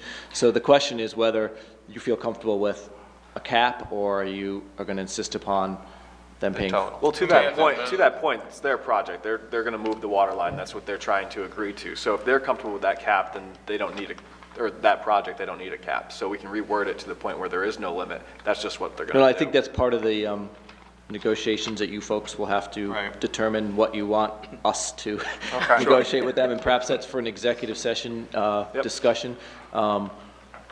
But, so... Then maybe, would it be possible to just have somebody just cost out what the project would be? We've had it cost out, and the range is from, a low of 90 up to a high of 135, so. I would go for an agreement that called for $135,000. 140, let's, So, I mean, that's... Yeah, that's what I mean. You guys can All right, well, let's have that discuss discussion. I don't- If you could verify that, people can look into what they want. If someone wants to contact the board with a comment, We will verify the cost, though. I We'll appreciate get it, we'll that. have our engineer give you something in writing. yeah, I just get the feeling people want to mull it over and check into some things, so. And again, our email address is selectboard@benningtonvt.org, or you can contact the town office if you have a comment on that. I guess the only thing I would ask is, do you want us to, do you want the staff to come back next time and be available to discuss this in executive session so that you guys can Yes. give us direction to negotiate? Is that where we're Yeah, I think headed? that's appropriate, and then you can tell us with those final numbers, if somebody particular was bidding on it or something like that, we can see that, and then Okay. we can move forward, or Thank you. not. And then, Could I ask a question? Why would it be executive session when it's town property that's owned by the public? It's a contract. if we're negotiating a contract that has confidential elements to it, we generally do it in executive session. If there's nothing confidential in it, then we don't need to, but. if Will there the may be- information come back to the public It all before a becomes decision public is made? information once it's agreed upon. yes. Before a decision is made? That's correct. Yeah, so. Decisions have to be made in an open Yeah. session, Mary. Okay. Thank you, everyone. Very helpful. Okay, my favorite part of the year. Our next element is going to be the fiscal year 14 audit presentation from Love Cody and Company. You might want to share, Steve. Steve, you want to take a place at the table sure. here? Yeah. Have you slide over. And we thank you for your patience. He's getting paid for it. He's getting paid for it. It's coming up. Thank you, appreciate the opportunity to be here. I will actually do my very best to make this shorter than my typical presentation, which I always start out claiming I'll be really short, and then I get carried away because it's so exciting. I actually have people stay in the audience, which is kind of interesting. Usually it clears out as soon as they introduce the financials. Anyway, as I always start out, the only thing that really belongs to our company here is the independent auditor's report, which by virtue of the standards that we operate under has gone from 1 page to 3 pages over the last few years. But the important thing to note is that our opinion on the financial statements as presented is that they're fairly stated in all material respects in accordance with the accounting principles applicable to a governmental entity. Excuse me, folks. Meeting's still going on. Thanks. I'm sorry, Steve. Go ahead. That's okay. And the report's really broken into, you could call it 3 main pieces. The first part is the management's discussion and analysis, which is the first 11 pages, and that covers, kind of gives a layman's overview of the activities of the town and a summary view of the numbers. And I think that tends to be pretty useful to a lot of folks. That's one of the, when they changed from just having fund financial statements to having government-wide and fund statements, I think some of that really didn't help people much, but having the MD&A included, I think, was one of the nice changes that came along with the GASB 34s, which what brought about the current kind of presentation. After the MD&A are the basic financial statements, and those are 2 components. One are the government-wide statements, and those are intended to present a real overview of the town, but on a full accrual basis of accounting like a business entity. So on page 12, you'll see the statement of net position, and that's broken into 2 columns, the governmental activities, which includes basically all of the governmental funds of the town, and then the business type activities, which includes the enterprise funds, the water, sewer, and parking. And that's broken into 3 components, the total assets, and if you look at that, the governmental activities, total assets are just over 18 million at the end of the year. Business type activities just under 15, so the total assets that the town controls and reports on and comes out to just under $33 million. Liabilities, including accounts payable, various accruals and bonds and leases, amounting to $5.2 million for the town governmental and $6 million for the water, total of $11.3 million in round numbers, which gets us to the net assets, basically the equity of the town. Governmental activities just under $13 million, business type activities just under $9 million, in total about $22 million of net equity for the, or net position as it's called now, for the town as a whole. So that's the big picture. The next page, 13, is the statement of activities. And the format of that is to really start with what are the functions of the town under the governmental activities and the business type activities. So you'll see if you go down the line, governmental, general government, public safety, health and welfare, and on down the line. And what is the cost to the town? And then against that cost, the next few columns present any particular charges for services, if they are charges related to that service, and then any operating or capital grants to get to a net cost of services. And I think the idea of that was just to let us know exactly what our cost is for activities before we get to general revenues. General revenues then include property taxes, grants that aren't restricted to a specific program, investment earnings, and other miscellaneous revenues. So in total, our change in net assets, meaning an increase in our net position or equity, amounted to $932,857 for the governmental activities and $816,463 for the business type activities. So we had, on an accrual basis, we had positive operations both in the whole for the governmental activities and the business type activities. So you could look at that as it was a good year. And I'll just briefly touch on the fund financial statements then, starting on page 14, the General Governmental Activities Fund. The general fund came in with total assets of just under $1,700,000. liabilities at $3,600,000, so the general fund is still carrying a deficit of just under $2 million. It has been with us since Hurricane Irene, and the costs that we were incurred to both do the river work and all the other pieces of Irene. We were able to get a good piece of money from the feds this fiscal year, and we still have another about $1.3 million as it's due that's on the table. That's correct, yes. Yeah. So hopefully the FEMA folks will come to the right decision and help the town out for that. On the other two components of the governmental activities that are Community Development Fund with just under $3,200,000 of assets, and the Downtown Improvement Commission, which really doesn't change from year to year, the same due from other funds and the restricted fund balance for that. In total, our total funds have fund balances of just over $300,000, and that's again an improvement from the prior year, largely helped by getting some of the more FEMA money, but also from the town's managing its costs this year. So the next page just is a reconciliation between how we get from our fund balance on the fund statements to the net position on the government-wide statements, and that's basically just showing you that the differences between the accrual and the modified accrual are made up of the capital assets that are reported on the government-wide statements and the long-term liabilities that are reported on the government-wide statements, but not the fund financial statements. This is quite a whirlwind tour.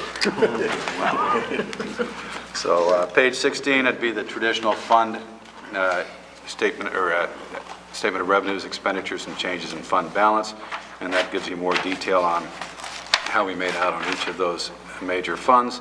The general fund had just over $12,300,000 in revenues. The lion's share obviously being property taxes, but again, Hurricane Irene grants and assistance of just over $1,100,000 this year.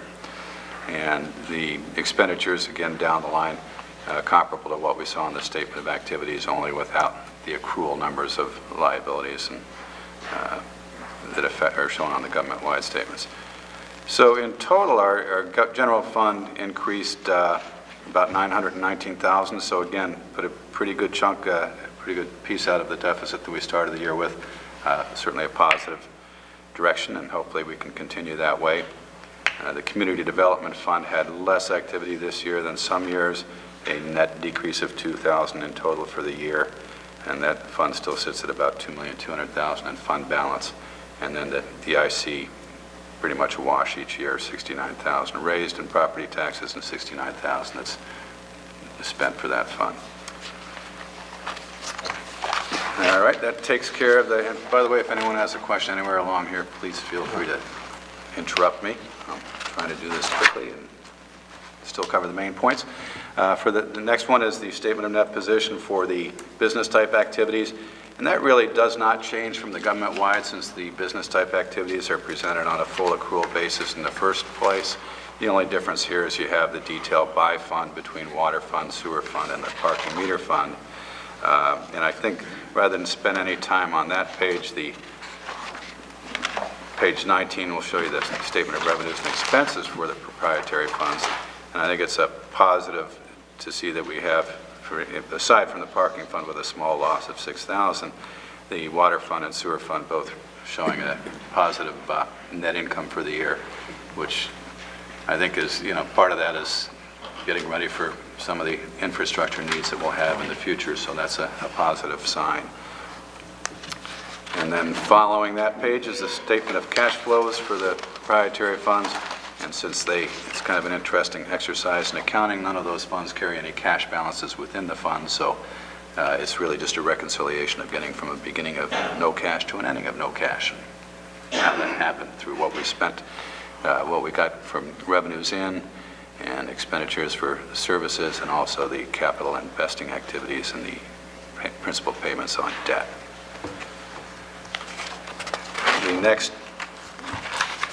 20-some pages are detailed footnotes to the financial statements. I won't spend any time on them, but they do provide supporting details for a lot of the numbers, both on the balance sheets and in the income statement.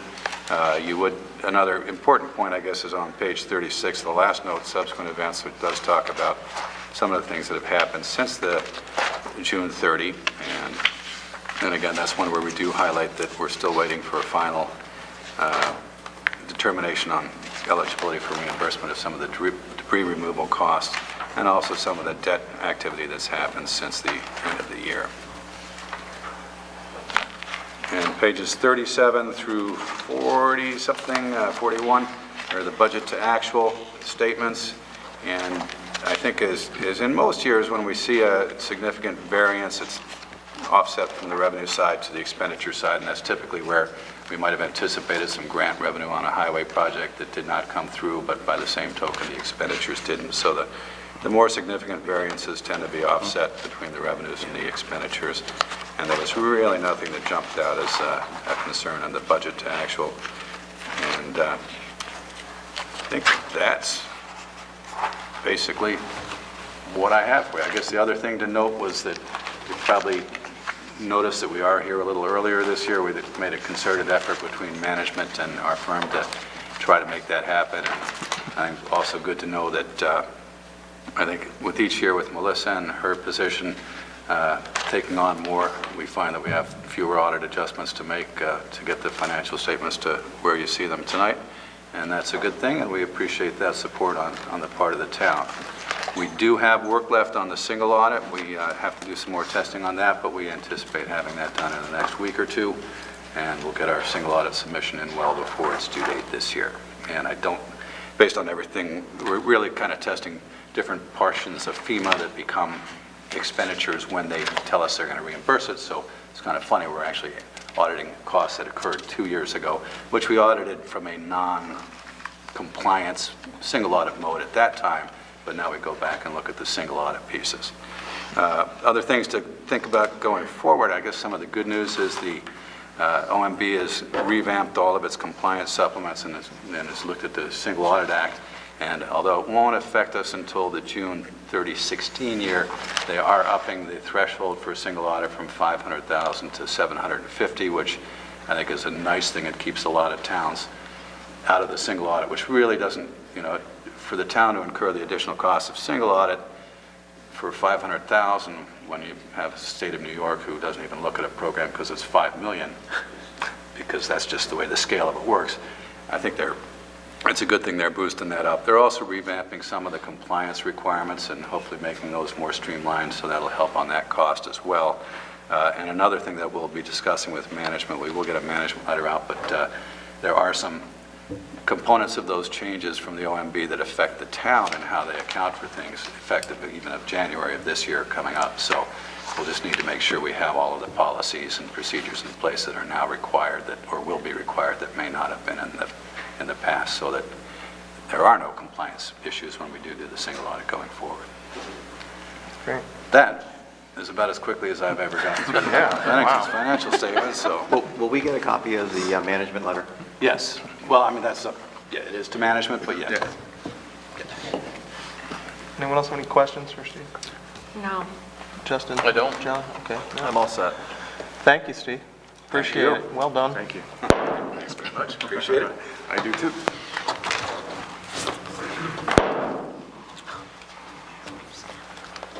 Okay. Next item is the Joint Municipal Survey Committee resolution. Yes, I handed out this resolution at the last meeting in preparation for seeking a formal motion to approve the resolution and signatures on the document. This is required in order for the town to move forward in its exploration of an alliance. Joint Municipal Survey Committee is a committee made up of all representatives from every town that is interested in forming an alliance or a solid waste district. Those are really the two governing structures that exist when towns decide to cooperate in the management of solid waste and recyclables. Our group, our ad hoc committee, has decided that an alliance is the best way to approach it at the present time. The Solid Waste District, also probably desired by the State of Vermont Agency of Natural Resources, is a much larger entity. It is an autonomous entity where towns may have representatives appointed by a given select board, but they operate entirely on their own and are answerable entirely within themselves. The alliance is basically an intermunicipal agreement between and among the numbers of towns that wish to participate. At the present time, we have 13 towns participating, which is, I would say, unusual for us here in Bennington. Bennington has long stood alone as the only county without a district or an alliance in place.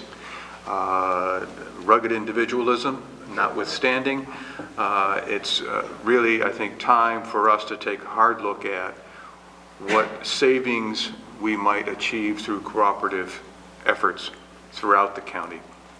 Obviously, Bennington and in a secondary mode, Manchester are the two major players in the county.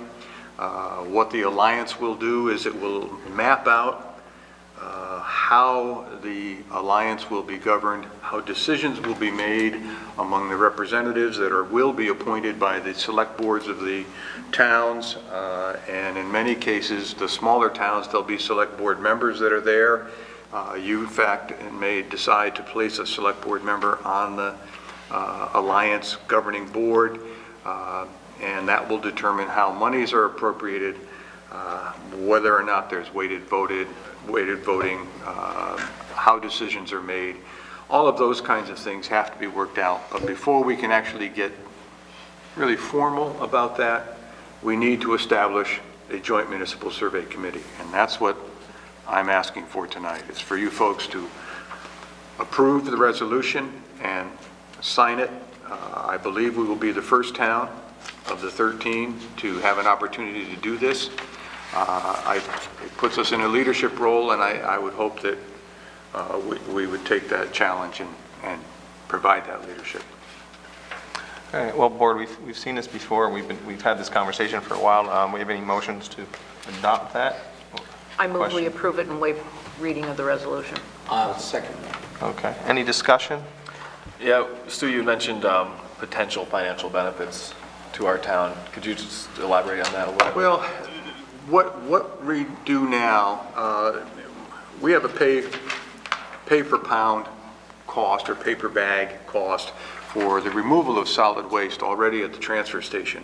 Our costs are the management of our recyclables, the management of wood products that are deposited at the landfill, tire waste, and metal waste. All of those things are a cost that the taxpayer now subsidizes. Household hazardous waste collection days are also grant supported, are fully paid for by the town. There are opportunities if we cooperate within the county for the smaller towns to help us pay for those activities. They would also get to participate at an appropriate share. We haven't even worked out those kinds of details, but those are where the cost savings will come in. One of the things that we are looking at is the creation of a permanent household hazardous waste collection facility at the transfer station. We investigated this probably now 5 years ago, came very, very close to having an agreement in place with Casella's folks that they would operate it, but ran into a snag about concerns about liability and the definition of the owner-operator and the generator of the waste, all of those kinds of things, which are legal terms that determine liability. We are once again exploring that opportunity.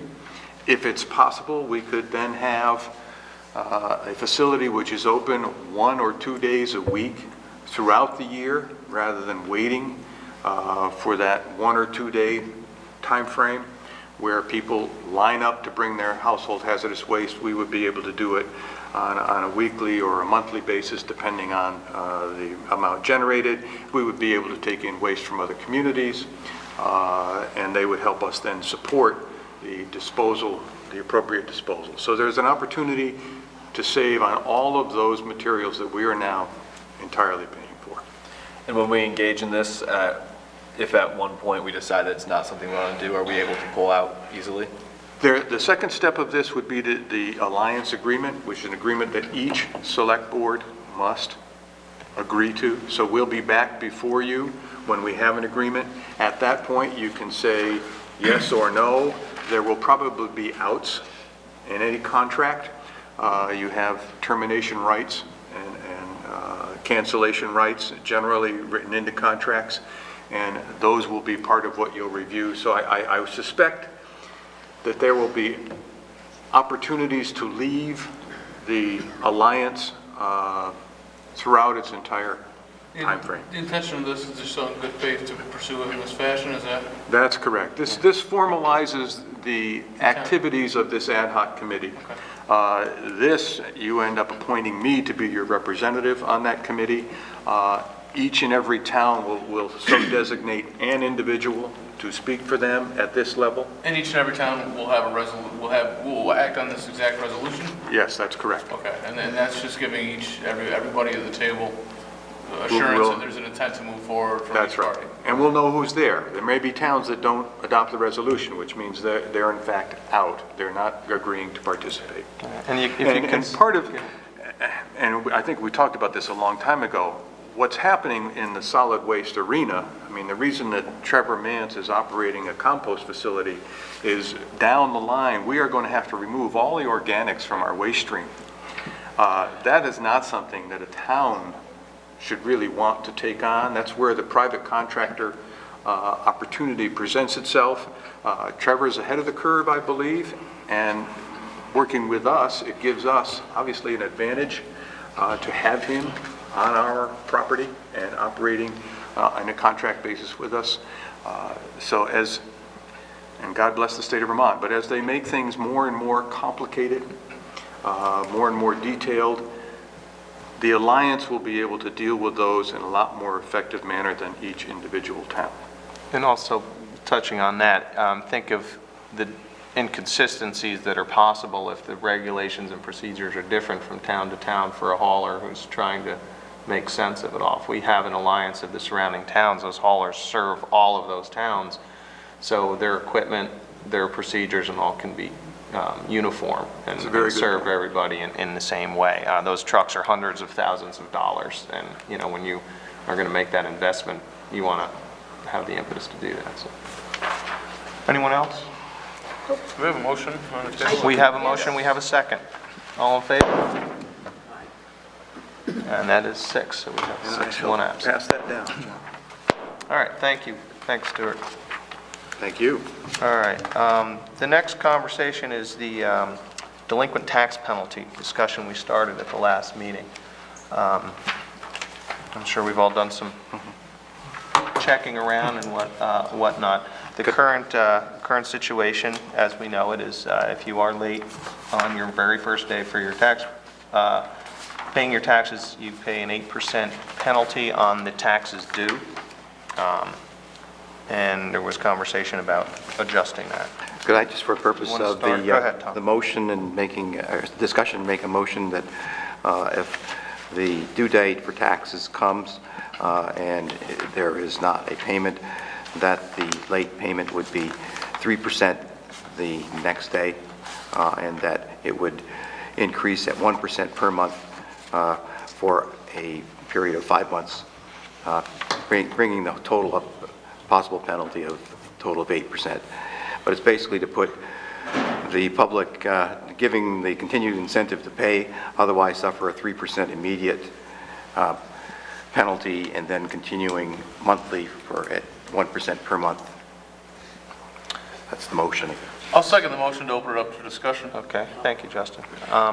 Do you want to start the discussion? Can I ask, Stuart, I just want to ask a question here, just to get a kind of an idea of a feel for where this additional revenue comes going.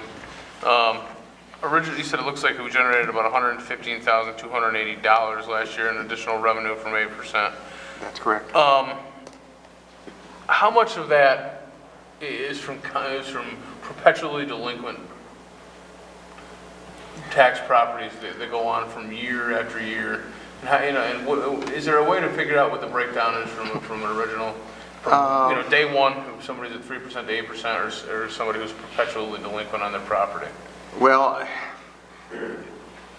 We do have people who are delinquent year to year, late payers. We have some that obviously don't pay, which ends up relegating those properties to tax sale opportunities.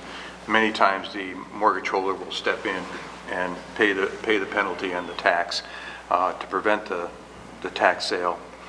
I don't think we could easily break it out for you as to how many are one-time people, how many are long-term delinquencies. We generally find that people who are delinquent are generally only delinquent once. The 8% has the impact that I think the statute anticipated. And if I may just take it one step further, we are now using this as part of our revenue stream. It is anticipated income. And so when you alter the percentage, as the motion has proposed, you create a loss in revenue that the taxpayers who do pay their taxes will have to make up through an increased tax rate. And I would offer this, and this is really a system issue. Our current system, which is the New England Municipal Resource Center system that is used by probably 80% of the towns in the state of Vermont, cannot handle a sliding percentage scale. I note here on the bottom of the memorandum that this HS 122 penalty that we have been leveling at $15, we're doing that by hand. It's creating work for us as well as lost revenue, but work. So one of the things I was going to ask going forward would be that we either leave that penalty as the state statutes have set it, this is the HS 122, or set it as a percentage. If you don't want to do the 3% that the statute provides, then do 2% or 1%. But our system can handle percentages, it can't handle fixed dollars, and it can't handle sliding scales on these percentages. So it will create more work for the staff in order to meet the motion that's been made. So is this HS 122, is this a separate issue from what we're looking at? It really is a separate issue, yes. I threw it in because as I was talking with the collection staff about the amount of money that we generate with the 8%, they also wanted me to point out at this time that the difficulty in handling a fixed rate penalty for the HS 122, and just to point out the amount of money that we've actually, it has cost the town in lost revenue. You're saying with the sliding scale that people who are late would have to actually come into the town office and pay and not be able to use the online system? Well, the online system is, it's a staff issue, Justin, not the payee. The person paying, if they're, I can't remember, if they're 3% at the first day, they're going to pay that 3% penalty. We can do that change, but any additional sliding scale as it increases, our computer system can't handle it, so we'd have to be making all of those adjustments by hand. So to clarify, Tom, the additional months, there was those penalties you're saying on top of the interest that we already charge? You mean the monthly interest? Right, the 8% is called a commission, which we call it a penalty. Basically, I would say that the commission totals 8%, however you cut it. At the end of 5 months. Yeah. Is that something? And then did, sorry, can I just clarify one time? And then it does allow for 1% per month or per year? There's 1% per month interest that is charged, also via statute, on delinquent monies, and that goes for both water and sewer and property taxes. And that, if in fact there is a tax sale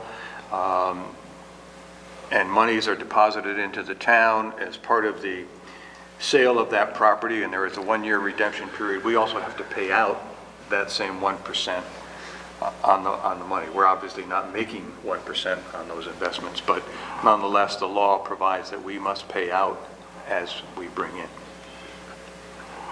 I'm just thinking out loud here, I guess maybe for ease of tracking it. I mean, you're saying that you have to make the tracks by hand. You know, Tom calls for a 3% original penalty and then a 1% per month to get to a total of 8%. And would it make sense if we did something a little bit differently where we did an original 3%? You know, it would eliminate the person who gets the 8% jolt because they forgot about the date. I think that's the problem that I have, is that I think 8% is unduly onerous. And I don't think we should be relying upon it as part of our income stream.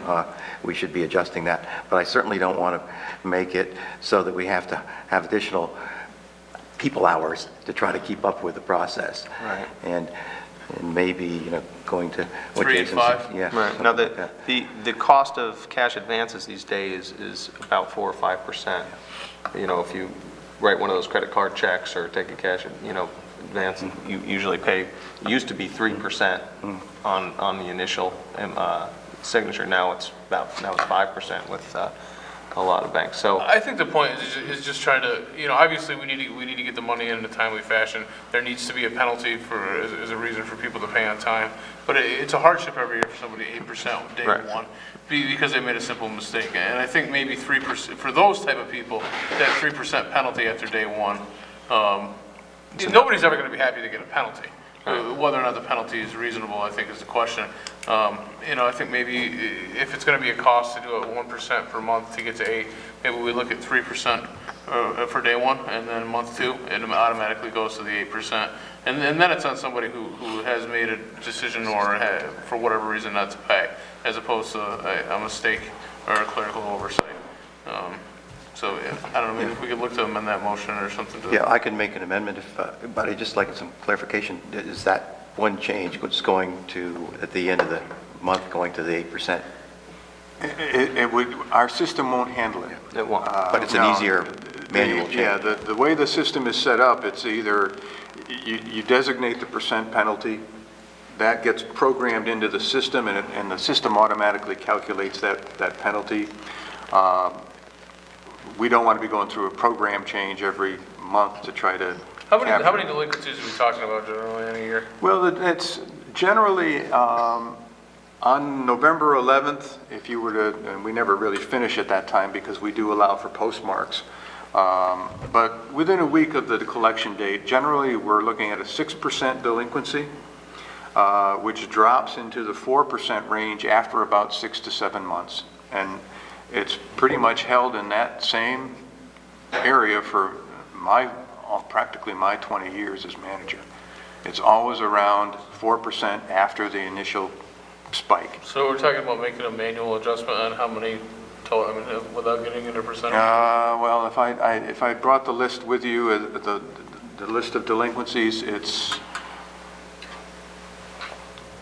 50 pages, 60 pages. I mean, there's got to be some sort of Excel format where you can punch those numbers in and just. Well, there might be, but that would not put it into our system. I think we might be confusing Our entire financial system is based on a computer system that has really been adopted mostly statewide. It's subsidized and approved by the state of Vermont. So all of our transactions take place within that computer system. And if you're going to set a percentage penalty, set one number, and that's what it should be. We can then alter the program. Day one, that's the number, and does it have to be day one? Yeah. It can't be a 5 to 10 day grace period. Well, then you're just pushing your due date I know, back 10 days. but we've given the 3-month notice, or however many days we've given notice. Well, it's generally this is the 60 date days. that it's due. 60 Yeah, but days. then you'll get everybody This is that's the date going to it's be due. 10 days late paying their It's like taxes. paying a mortgage within 15 days without a penalty. I'm sorry? It's like giving an extra 15 days like a mortgage is due, and everyone would potentially use it. So you've got to have, I think, some incentive. The only thing that jumps out when I see this 8% and hearing the stories that we hear, that's unduly burdensome to some folks that just can't get there, and they can't make arrangements to have it paid on that time. And maybe we should, I'm hearing what Stu said, maybe the 3% is not the right number, but I'd like to hear my fellow board members. I agree with where you're coming from. I think that 8% right out the gate is high. I think it's okay to get there, but I think it's high to begin with. System limitation, it's a problem, but I hate to use it as an excuse not to fix a bigger problem. But I don't think we're trying to set up a loan program here either. Right. No. And we do have a 1% per month on the balance, which is a fairly significant, But I also, interest rate. yeah, using it as a revenue stream for me is an issue also. Yeah, I think that needs to be noted during our budget season. That should probably be taken out. But I thought what we were looking at when we looked at all the letters and the complaints were the people that were saying, oh, I was, out of town, or it was a holiday, we were missing it by a day, we're missing it by 2 days. Please, please, please, please, please don't hit us with this.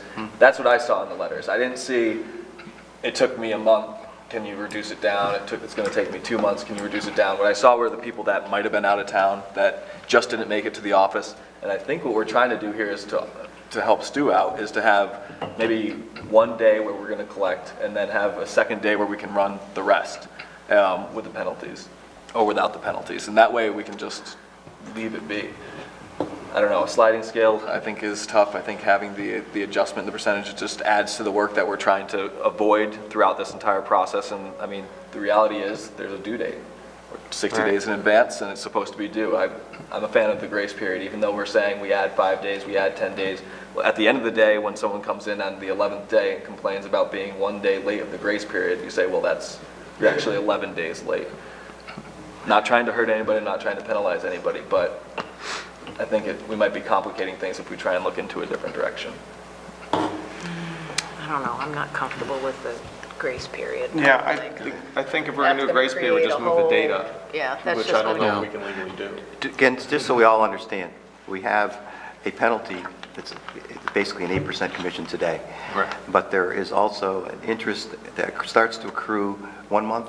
The end of the month. It's 1 month. So there's going to be 1% growing on whatever that outstanding amount is as well. Per month, That should be somewhat disincentive for someone to keep their tax bill unpaid.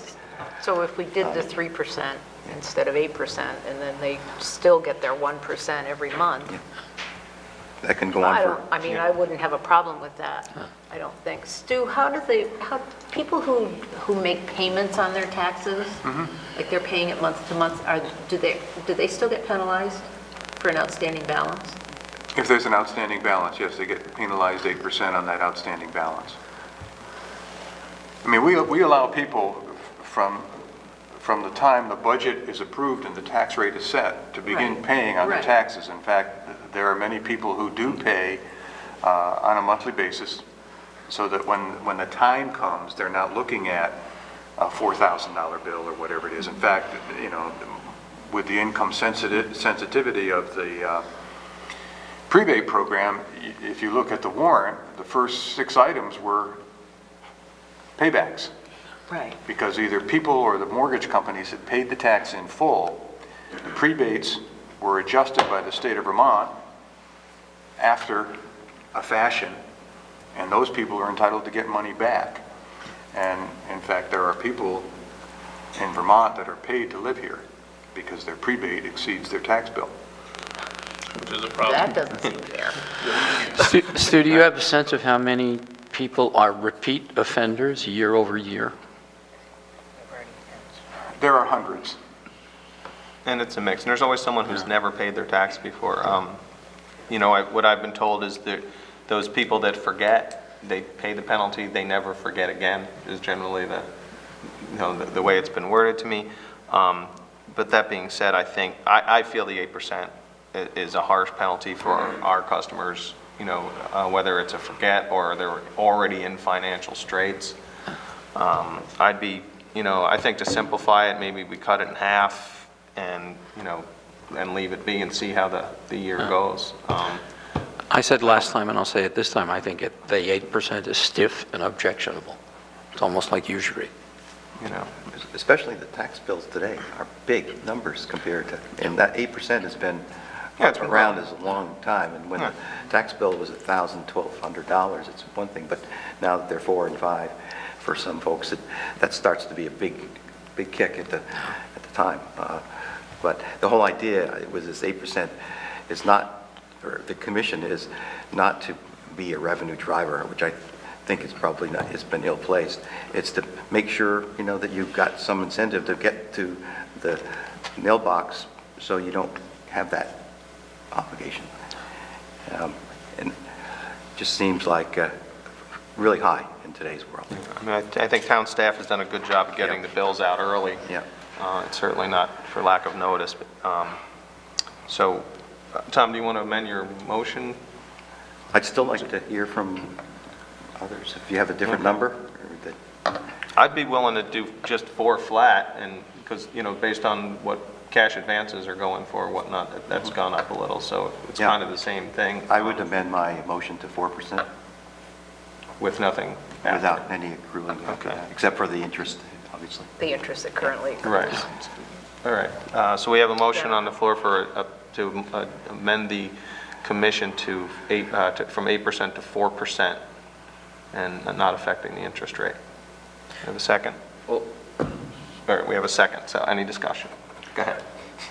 what is that based on? Just a gut feel that 4% is adequate? I think right now, you know, our average, based on the presentations that we had, our average houses were $150,000, so the taxes would then become, what, right around 4?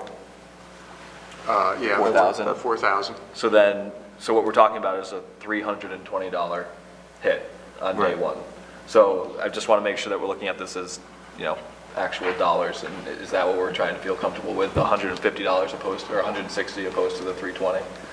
That's what we're proposing. right? I just, So- somehow, I think, you know, obviously, we try to strike a balance between what's still a deterrent and what's unreasonable, you know, for a mistake. There's obviously a large piece of personal responsibility that comes into play with this. Just some of these numbers, just some of the numbers, I mean, if you look at a $600 or $700 delinquent tax bill, if you made a mistake, I mean, you know, that can set your year off at a pretty, for a lot of folks, at a pretty bad tone.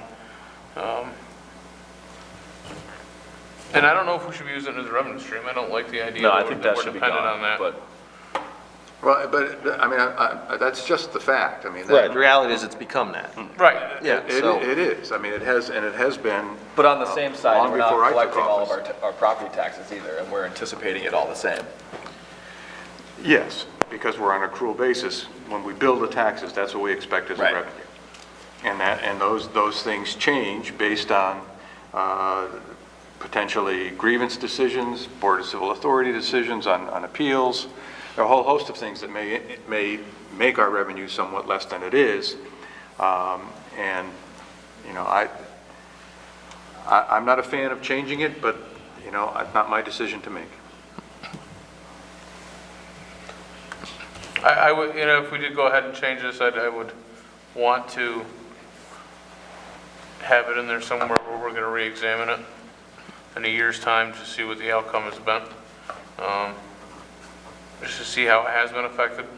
We're still going to get letters from folks. We're still going to get the, you know, the letters and the emails and the course telephone we are. calls. You know, no matter what, nobody's going to be happy when they have that penalty because they're going to think that the penalty should be 0, obviously. But I do think 8% is a high number right off the gate. And where was the 8% set originally? It's set by statute. It's always been 8%. And it's been Bennington it's like used to collect its 1897 tax or through an elected delinquent tax collector, and that was the Tax Collectors Commission at 8%. Some years ago, the statute allows for a town to vote to have its tax collector collect the delinquent taxes. I am tax collector by statute, and the community voted to allow me also to collect the delinquent taxes, and therefore the commission comes to the general fund. A clarification question on the motion. This would be for tax year, Not retroactive, it's prospective. but not tax year. It's July 1st of Well, yeah, no, but it would impact those taxes due November 10th, 2015. Right. not those that are currently delinquent. Correct. Yes. Yeah. Very good. Okay. Any other comments, discussion? So is it still standing at 3%? It's at 4% right now. Okay. One-time commission at 4%. The day after tax day is due, tax due date, and then the regular interest would be unchanged. Okay. I think there's a number of situations where the 8% might be appropriate, and there's another group of situations where the 8% might not be. And also thinking about Stu and his staff as well, where there's going to be more work put into the collection and processing of, some tax bills that are late and others that aren't. So I think that should be taken into consideration instead of just dropping it down for the person that's 1 day late or 2 days late.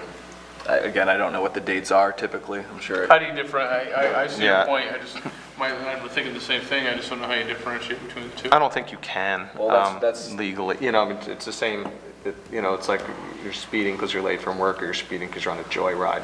It's the same offense, it's the same issue, no matter what the reason is. But I think whether it's someone who simply forgets or gets stuck out of town and can't get there, they've let it go to the last minute, that there is culpability there. And if it's somebody's in a financial hardship, I don't think the town wants to put their foot on the throat. You want them to be able to continue being property owners and get caught up in something. And when that 8% gets put on side, and then another percent, and another percent, and another percent, it becomes difficult to get your feet under you. So, I think from both perspectives, people who are just, not paying attention and ignoring it, there's only so much you can do. But I think for people who are honest and would like to pay their taxes and either miss or are just having trouble to do it, I think it gives them a little help. Linda just raised a valid question. Okay. Your vote is voting to put 4% on the ballot for March. Is what? I'm sorry? You're actually putting this on the ballot. Yeah, it has to be voted. Oh, right, we have to put it on the Paragraph ballot. 3. That's correct. I'm Voters sorry. of a municipality may adopt by a majority vote. So Yeah, the voters have to vote this So through. they would have to approve this. So that would be the ballot question we'd be discussing. Yeah. Should we put it at 4? Was 8% approved at one time, or was that just by statute? Since it was by statute, it was set by the state of Vermont, and we've never had an action to 120 years ago, is that what you're saying? Yeah. It was 1897 when I looked it up. Well, yeah, it was a long time ago. Yeah. So if we put this on the ballot at 4% and the voters don't approve it, it automatically just stays at 8%? It automatically in the stays at default. 8%. Okay. But you've done what you believe to be the right thing. Okay. One comment. It's a nit with me, but I have something, there's something distasteful about using the word commission around this. Well, that's the way it's described in the statute, and it was actually, I know. the way I I understood mean, it was a paid. commission for the It was a tax commission collector, at the but time, tax but collector. times how have he got changed. paid. Yeah, so I think we have to call it that, but you're right, it's an outdated term. So that would be, should we amend the motion to be specifically for a ballot question, if you want to do that? Yeah. Don't we always have to put that on every year, don't you? Well, No. there's certain No. things we don't have to do, but this would have to be a ballot question, so we could ask the voters. We're changing the percentage, so we have to put it before the voters. I'm not sure why we have to put it on a ballot, but We can't change the commission without a public vote. Because it says right here in Yeah. TSA 32. it says at an annual or special meeting, an amount not to exceed 8%. So, it's not exceeding 8%, it's only 4. No, but if you get down to number 3, it says for all taxes collected after the expiration of time established in the notice, voters of a municipality may adopt a majority vote of the municipality's members present and voting at an annual or special town meeting. So that we do that every year, that we should be doing it every year.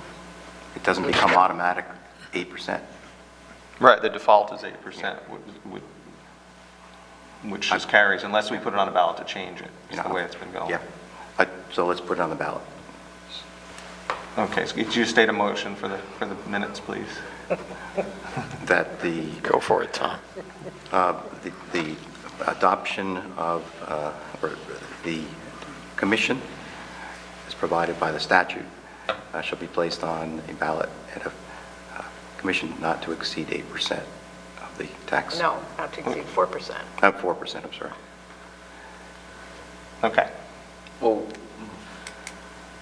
Have you got that, Linda? Do you want to read that back, please? Adapt to the commission by statute on the ballot not to exceed 4%. Okay. Change the commission to not to exceed 4%. Yeah. Okay. We have a second for that? I'll second it. That's seconded by Sharon. Any other discussion on that? Okay. All in favor? All right. Thank you. Got that out. Managers report. I have two action items. One was presented to you at the last meeting, and the question was posed as to what we are currently charging. Currently, we are charging $10 per hour for the rental of this facility for volunteer groups.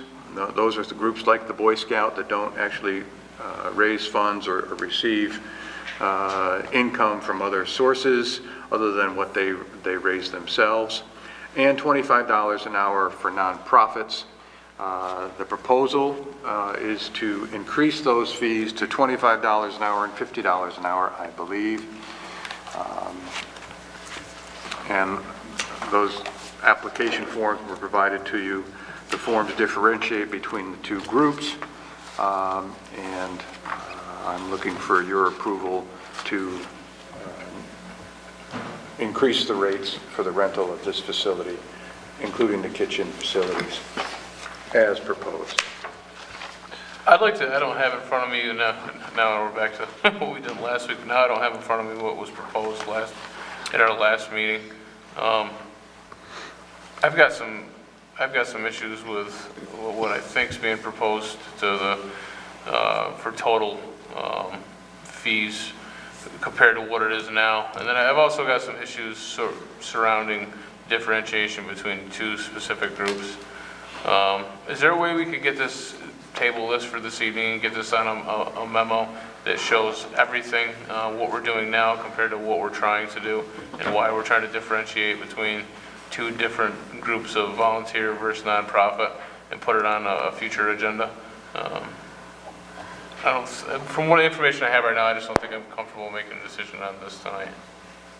A motion to table is non-debatable. That's the proposed.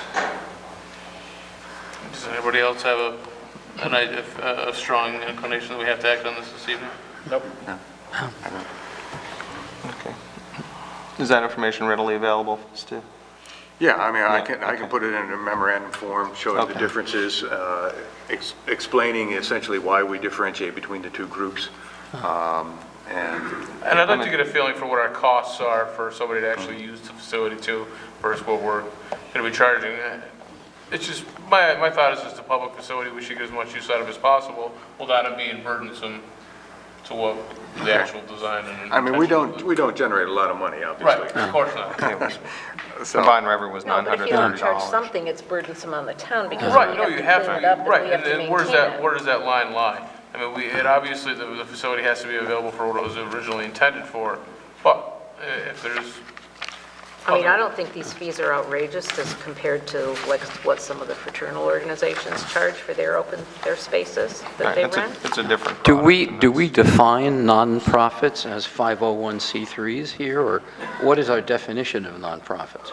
we look at any of the 501 organizations. Okay. C3, C6.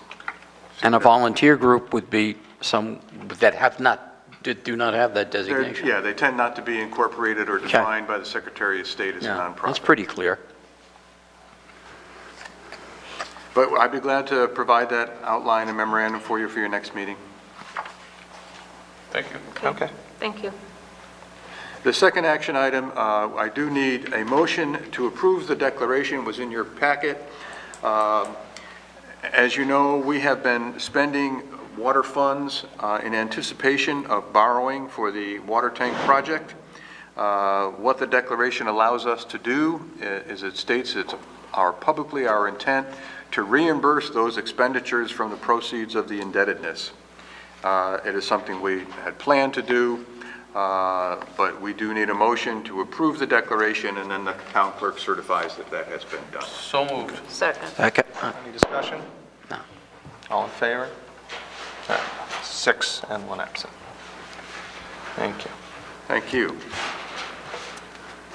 And I provided the charter change timing. I know we were going to put this out further than this week, but I wanted to get that information to you, so you had an idea about what time sequences must be followed, and I gave you a pretty detailed calendar for this particular year if you were to wish to consider the Mr. Bethel's proposed referendum charter amendment, or any other charter amendment for that matter, this year. Other than that, just a quick note to the public, really, the Bennington and Bloom Committee, working with Nick Lassoff, a landscape architect, had come up with an alternate plan to what the Walmart landscape architect had come up with for their roundabout design. In truth, the state of Vermont has reviewed that. They had some comments on our design, but actually liked the choice of shrubs, more native to Vermont, lower maintenance. And as you know, we have agreed to maintain the roundabout. Walmart will, or Jonathan Levy, I should say, not Walmart, will construct it and build it and plant whatever the state has approved. So we're close to an agreement on the design and layout of that roundabout. I think it's going to be very attractive when it's completed. And I note Tyler Resch's letter suggesting that we ought to have roundabouts on Northside Drive, and we do have a planning document that is more than 10 years old that shows that we have roundabouts on every intersection on Northside Drive. Okay. Stu, just to get back to the charter change would require 2 public hearings, and with the warnings and whatnot, it does not seem to be that we have time to do that for any charter change at this point. We have to make a decision next meeting. Next meeting. So we have January 2nd. Yeah, the floor meeting is a public meeting, is a public Right. hearing. Yeah, the floor. January 2nd annual would be meeting the considers first. one. Okay. You would warn a meeting. That meeting must be held no later than February 1st, and then the night meeting before the vote would be the second public hearing. So Okay. you'd have two public hearings within that 60-day time frame. Okay. And we're still going to have that on the agenda for the 22nd. If the board wants to discuss that on the 22nd, is there? Has anybody Is there shared desire to the discuss research with Mr. Bethel? Relative to, I think he kept To the commenting on Brattleboro. Brattleboro's Yeah. charter. I'm not sure whether that research was shared with Mike or not. I haven't had a conversation with him in the last couple of weeks, so. I have a feeling it might not deter him. Yeah, I mean, it's. I said it might not deter him. Yeah, that's. Oh, it might not deter him, but I think Yeah. he relied upon it heavily during his citizens' comment period. And Yeah. I'd like to see him have at least the benefit of that because it is somewhat persuasive. Yeah, and We'll get it out to him. the Brattleboro article is quite different than this. So, all right, we can discuss that if you want to talk about that on the agenda next time. We've talked about how it's difficult to get the information out there, so everyone that wants to be present at this Right. conversation is there some special tactic we can use to try and let people know? Bat light or something, the bat Yeah, team. exactly. No, here's what I don't want to have happen. Yeah. I don't want to have the meeting, have the conversation, and then have our follow-up meeting be where people decide to show up, and I don't know how to avoid that necessarily. Well, if we have the meeting, we decide to move forward, then we have to warn a public hearing. This would not be the public hearing. There would have to be an article actually written and presented and approved by the board for the ballot. You'd need a special meeting in So, order to do that. Yeah, that would be, if we We would have decided two to go floor forward with meetings, that. Right, and the town meeting does count as one of the floor meetings. So that's why we can sneak in it, we can forward out if we so desire. Okay, very good. And we're to other business now. Tom, you have any other business tonight? No, I don't. Thank you. Michael? Yeah, as you know, Greg, several of you know, we have finalized the draft of the updated job description for town manager and the performance, pardon me, performance appraisal form, which I will circulate to the board so that we can take it up next time on the 22nd. I want to thank John McFadden and Sharon Brush for being part of the group that put that together. Oh, thank you as well. Okay, so we'll have that in the packet for next. I'll have it to you, and So you we'll can, have, yeah. okay, so we'll get that, so it'll be official. Sharon? Okay. I have nothing. Justin? I don't have anything. John? Okay. This Saturday is a continuation of what I'm hoping will be a tradition last year. Robert Ebert, who's with us tonight, started hopefully a tradition of a radio Christmas show at the Old Castle Theater that WBTN is hosting. It is live radio, so there is a studio audience, and it is a holiday celebration for the community, from the community. It happens at 7 o'clock at Old Castle Theater. You can contact them if you want to be part of the live audience. You can listen to WPTN, possibly win tickets. You can listen on your radio live, Saturday the 13th at 7 p.m. And I hope everyone's having safe preparations for the holidays. The weather's looking ugly for the next few days. Please use caution when traveling. And we'll see you out there. Thanks very much. Our next meeting is the 22nd of December, right here at 6 p.m. I have a motion to adjourn. So moved. Second. I need excuse me, any discussion? All in favor? We're okay. That is unanimous. Thank you. Good night.